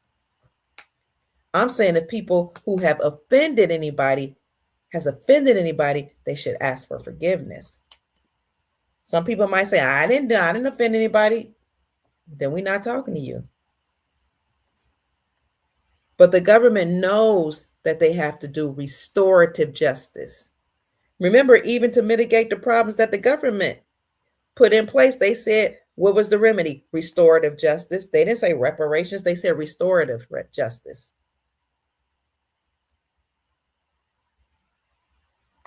Her last live was fire too. She was raw and on fire. Thank you. Not, I don't know which live you talking about. If you mean the one I did today, everybody can't get access to it. But you remember? But thank you. Thank you so much. But if you're talking about the one I did yesterday, I appreciate that too. Yep, they showed mixed couples on TV. Oh, when I was in the car, that was the one yesterday. I think that was yesterday. Thank you. They tried to give Mexicans their own category, but they said no. We want to be white. What? We want to be white like y'all. And the white tea people said that ain't gonna happen. Well, you see that on the pyramid that I showed, where our Hispanic brothers and sisters, probably the ones with some brown complexion or that couldn't pass, you see where they were on the pyramid, they was right above us. And the thing is, I keep saying we're not obsessed. We just preaching, we just showing the truth. Henrietta Lacks had immortal DNA and other indigenous women. But I remember Henrietta Lacks. Look at this. This is the pyramid. Hispanic Latin Americans right above us. Who's at the very top? The group of people that own a lot of the hotels and gas stations. Some of them are the engineers. I'm just saying.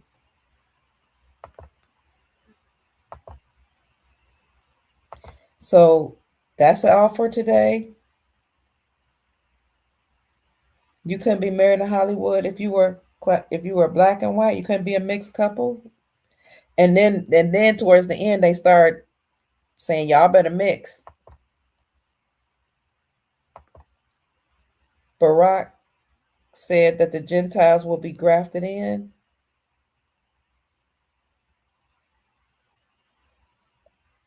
You said the horror culture took over. I know. I remember Sidney Poitier. Look who's coming to dinner. The brother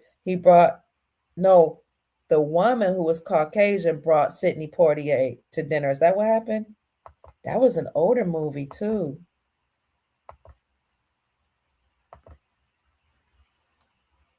Don't wait for the apologies, Faith Ministry said, because they may not be coming.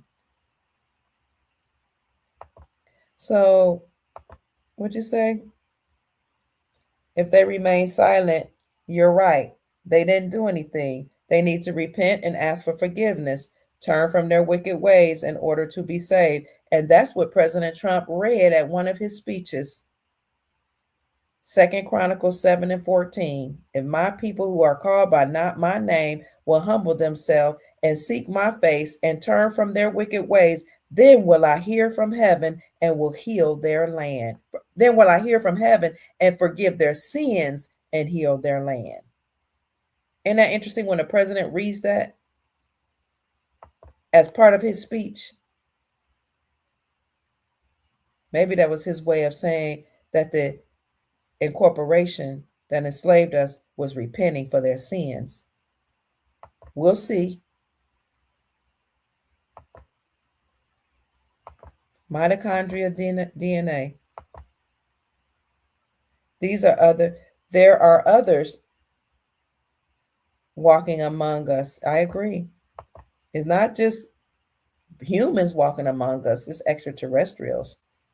I'm forgetting Israel taking over America. Oh,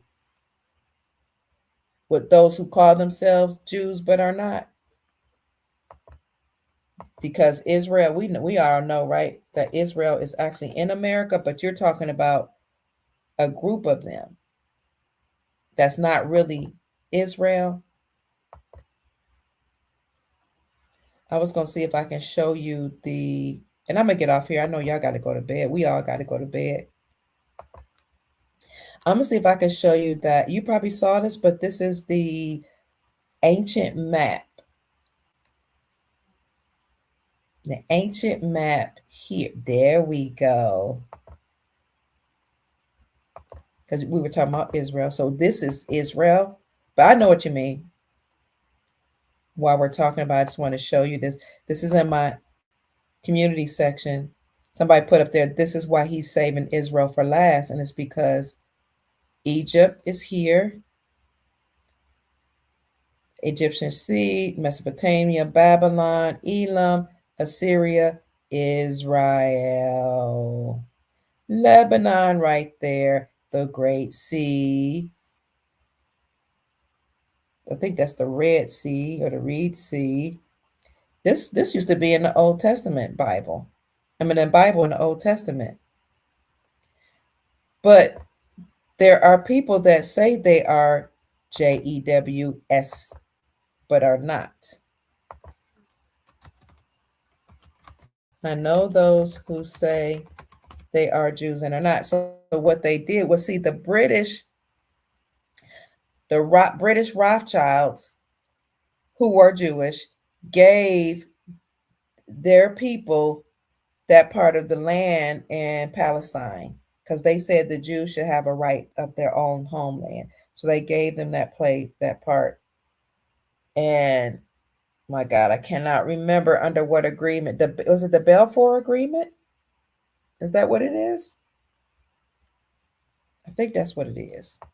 I think it was the Balfour Agreement that gave them that homeland. And then they were given rights, no right. They were given privileges. They were given money, funding. They were given positions.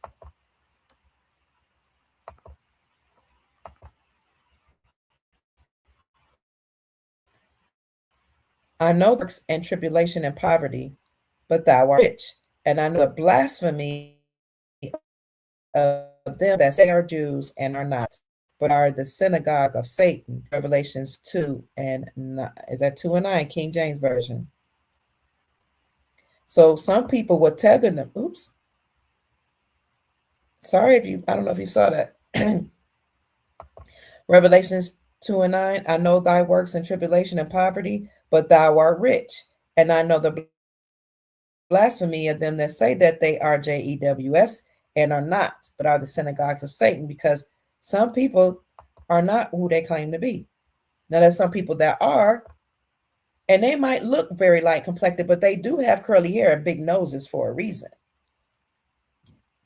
Because they still have the blood. They're the mixed children. See, what happens is a lot of these Moors will mix in with other people, and then the children of those mixed couples now become indoctrinated and are put over their parents and the rest of the tribe. And they're indoctrinated through the school system. I call for justice, restitution, and restoration, Furs Inc. said. You bet they're sweet inside. Thanks for reminding me to hit the like button. Thank you. Sister Janine must be saying hit the like button. Thank you. Thank you so much for hitting the like button. Jesus is also justice and restoration. Thank you. And if you take the J off, it's ACES.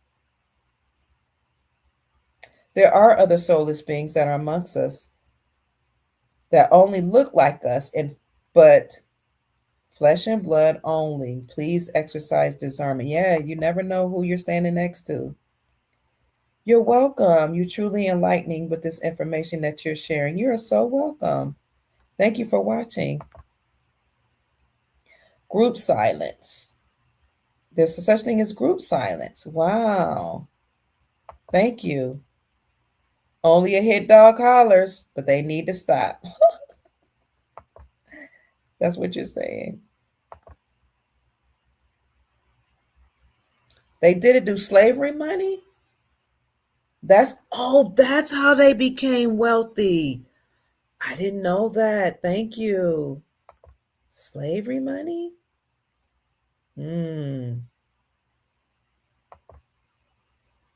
Yep, guess who's coming to dinner? I saw that. I'm glad that you put that together about them wanting to claim Black now. After all, the disgusting hate. This world is sick. Yeah. Yeah. At the 12th hour,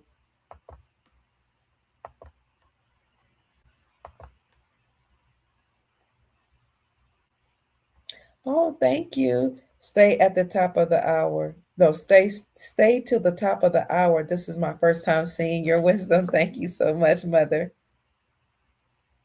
Nature. I appreciate you being here. Yasrael. Oh, I hope they put the real map up too. She said it's upside down. That's right. The map they've been showing us is wrong. It should be turned the other way around. It's been upside down. They were the real destiny swappers. Woo! So this is who they are, you're saying, Brother Joe Black, the Ashkenazi.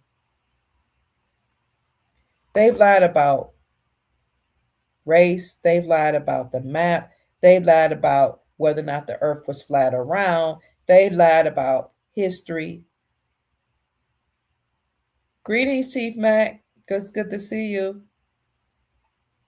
Thank you for representing Cleveland's grits or gifts to humanity. Thank you. You're welcome. Thank you for your kind words. Born and raised in Cleveland. And then spent time in Southern Ohio. And then after that, Kentucky.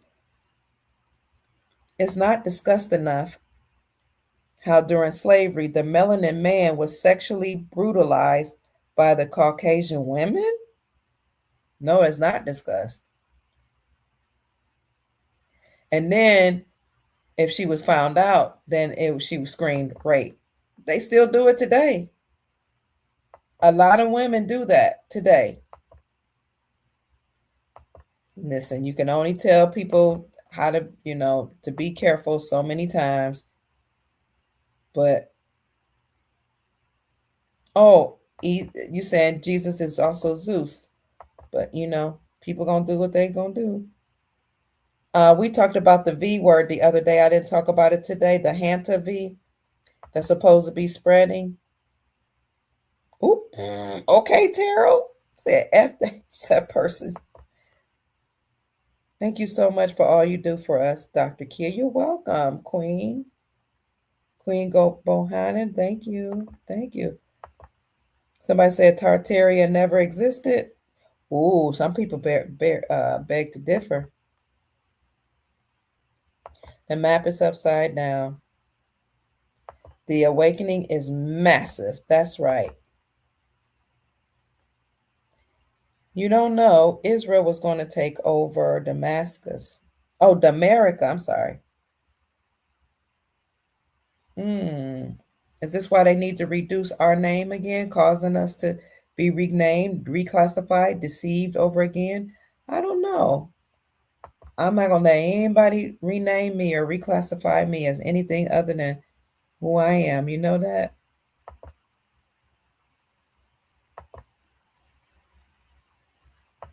So that's it. I think I got everybody's comment. I hope you all enjoyed the live today.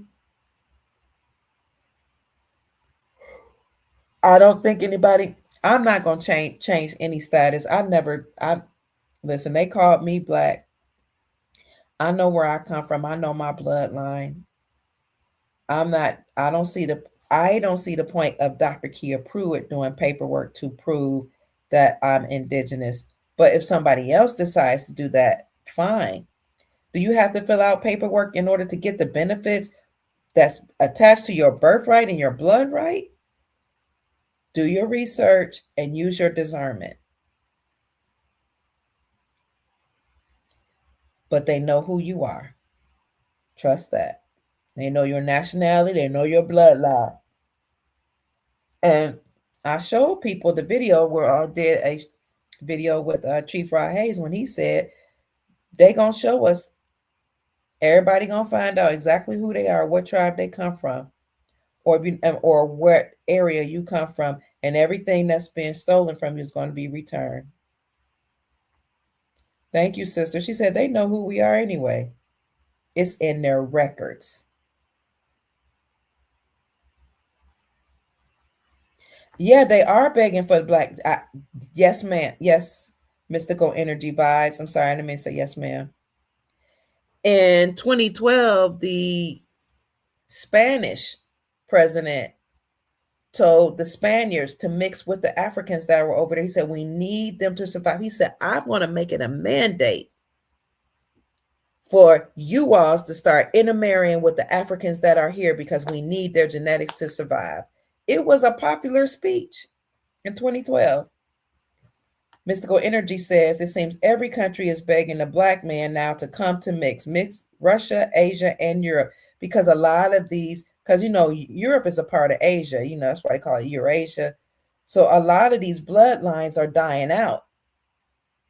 And then with the sun heating up, because the whole planet is going to turn tropical again the way it was before these beings came out of the Caucasus Mountains. And I'm talking about extraterrestrials and use their advanced technology to create winter. They call it weather modification now, but they created this. The earth was tropical. It's going to get hot again. Recessive genes have a hard time surviving in the sun. You know how they talk about the sun was walking on the water, the S-O-N, it's the S-U-N. And the Son of God being the salvation, it's the S-U-N that's the salvation. It's the S-U-N that activates the pineal gland. It's the S-U-N that activates the melanin. It's the S-U-N that causes, our hair stretches out and reaches out to the sun. It's receiving information and energy from the sun. It's activating. Your hair is an extension of your central nervous system. That's why our hair sticks up.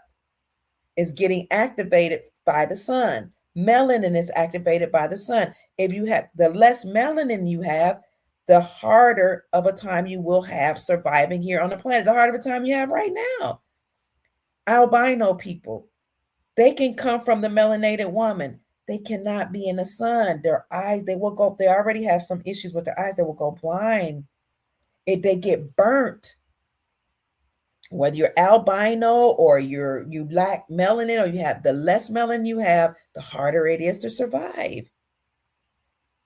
So the more you keep mixing with albinos and people with less melanin, the harder it is for your posterity to survive. They can use sunscreen. Their sunscreen has melanin in it. They can use whatever. They take melatonin to help them go to sleep. They take vitamin D. People classified as black, be careful taking the vitamin D because some of it is harmful to your genetics. You're supposed to be getting it from the sun and your foods. But some of these tablets, it was a doctor that told me that. And nutritionists, be careful taking vitamin D. Get it from the sun or from the food, or make sure that it's natural, whatever vitamin D you're getting. But the dominant genes, it's a shame they tried to make people classify the dark people think that you're less than when you have the dominant genetics. White supremacy is funny to me because I'm like, well, you can say white supremacy if you want, but my status is the status of white. Okay. You know what I'm saying? But it was funny trying to tell people with recessive genetics that you're supreme over anybody. And that's why people are now saying we're all human. We're all part of the human race. Let's cut this out. We don't want to be called dominant when we know we're recessive. We don't want to compete. Yes, people need us to survive. They need the genetics, they need the energy, but they can't have too many of us around because some people get sick if you have too much melanin around, according to Sheikh Jacob Bey. And that's why he says that's why the cops are breaking up when there's too many people around, even if they're celebrating. But everybody, look, we set the precedent for soul food. We set the precedent for music. We set the precedent for what's cool. We set the precedent for what's swagger. We set the precedent for a lot of things. Some people will say it's for crime too. Where did they learn it from? From the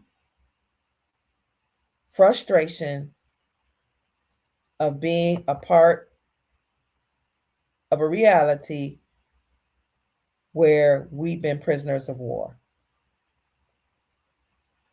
So now you have people saying that they need our genetics to mix with, and they're demanding interracial marriage in their countries. Explain it all. Japan is trying to get brothers over there. I saw that. I'm like, why everybody trying to take our brothers? Then who's that gonna leave us to marry? Because y'all know people, women classified as black are less likely to intermarry. They're starting to do it now. But most of them prefer somebody in their own tribe. But everybody and their mama and sisters and aunties and cousins and recruiting a brother, who they're supposed to leave for the melanated woman. Now we're gonna have to fight over the melanated man, like RB doggone. Or change their preference. Breaking generational curses and spells. Back to sender. They be trying to cosplay like us. That's true. Drake, Nicki, Biggie are not foundational black Americans, but spread debauchery in their music. They're not from America. They're not. A lot of these entertainers, I agree, foundational black Americans, indigenous to the land. They're not. And they spread debauchery in their music. They come from other landmass. And they're probably related to the so-called dirty Moors. They might even, some of these people might even be hybrids. You know, we know how you heard about the Nephilim, the sons of God, the fallen angels, mated with the daughters of men and had giants. They created a whole race because they mixed their genetics with humanity. And those are the beings that they put in politics, entertainment, government, law, medicine, health,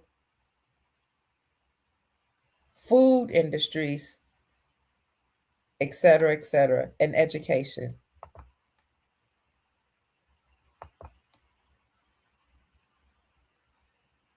Yes, there are two suns. And some people say in the earth there's a third one. So everything's going to heat up. Thank you, Joe Jackson says, I appreciate your message. Even Trump knows who we are. Oh, yes. He said black people, the black Americans need to learn their history or they're going to continue to be bamboozled. That's the reason why he doesn't want to pay taxes on his casinos. He was noted in a committee meeting in the 90s that the Indians on the reservations aren't real. I agree. He said, you don't look like an Indian to Indians, and you don't look like an Indian to me. You don't look like an Indian to Indians. The planet is fighting on behalf of the indigenous people. That's why the sun's heating up. Listen, what I would do if I was trying to survive is marry a certain way. And if I wasn't even concerned about my genetic survival, I would make sure I would treat indigenous people here in America, if you're going to stay on the landmass, I would make sure I was respectful and honorable. Our right inheritance is a blood drop away. There is no application, right? You don't have to apply for the rights to the land or rights to any benefits. You got blood rights. Let there be light, Brother Bobby. All right, saints, friends, family. People would do anything for wealth. Please do this on a weekend. Okay. Autochthony is the term for native, born of the soil. Thank you. I keep trying to say that word. I say autochthonous, but I don't know how to say it. Autochthony. I say autochthony. That is the term for natives. We're indigenous born from the soil. Absolutely. The same genetic material that's in the soil is the same genetic material in our colon. Ooh. Some of those women in Japan are infected with HIV and it passed to the brothers and they became infected. Ooh, y'all be careful. Y'all be careful. Y'all be careful. God will. The truth must be known. This is the great spiritual awakening. Eugenics and the FDA were used to weaponize us.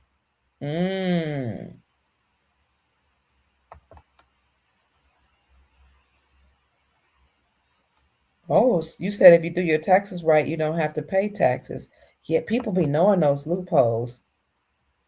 The first minstrel show was all from the Caribbean. Both Matan and Moslin and Lincoln Perry, aka Steppin' Fetchits, they're Jamaicans. A lot of people who were in the entertainment industry weren't even us, indigenous from this land, from North America. Wow. They're still spraying chemicals in the sky, she says. I appreciate the information shared by you, Dr. Kia. You're welcome. Thank you so much for being here, family. Thank you so much for all of your comments, for your encouragement, for your time. I appreciate you. So that's a wrap for me. I'm getting tired. It is 1:11 a.m. Well, family, unless there's something else to discuss, we're going to wrap it up. Are all hearts and minds clear? Let me know in the comments section. All hearts clear? Do we need to bring up anything else before we go to sleep?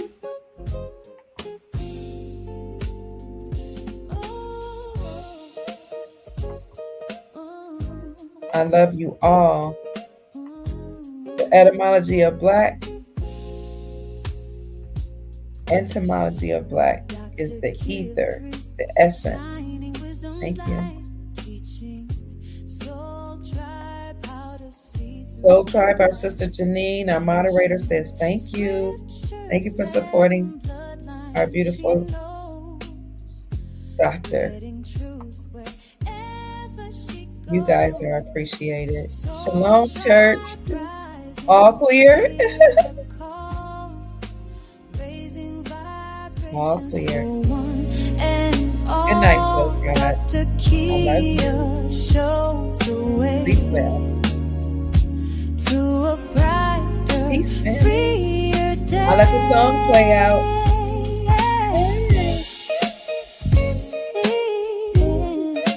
I'm grateful for you all.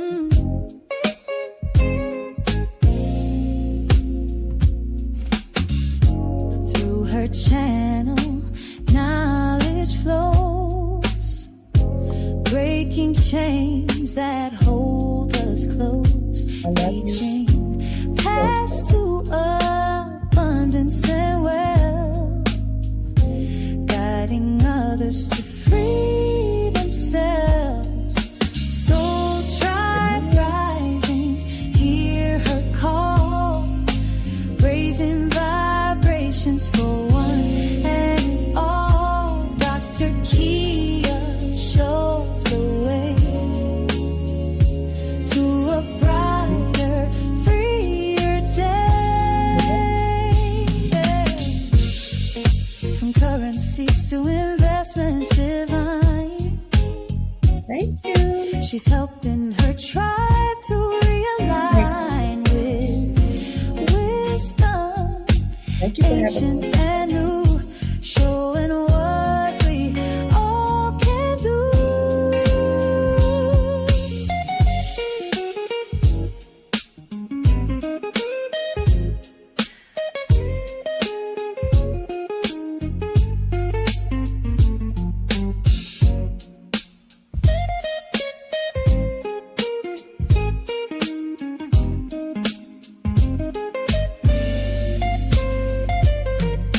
Soul Tribe rising, hear her call, raising vibrations for one and all. Dr. Kia shows the way to a brighter, freer day. Soul Tribe rising, hear her call, raising vibrations for one and all. Dr. Kia lights the way to a new and brighter day.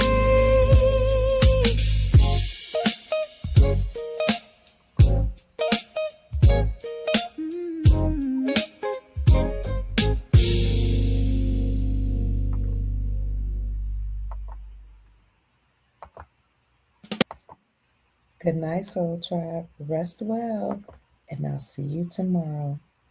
So glad you love the song. Thank you so much for your kindness. I love and adore and appreciate you as well. Good night.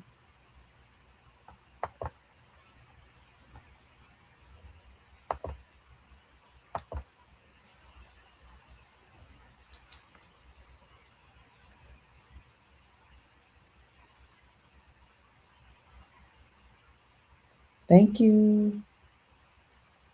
Thank you, Chief Mac. You sent a gift today. Thank you.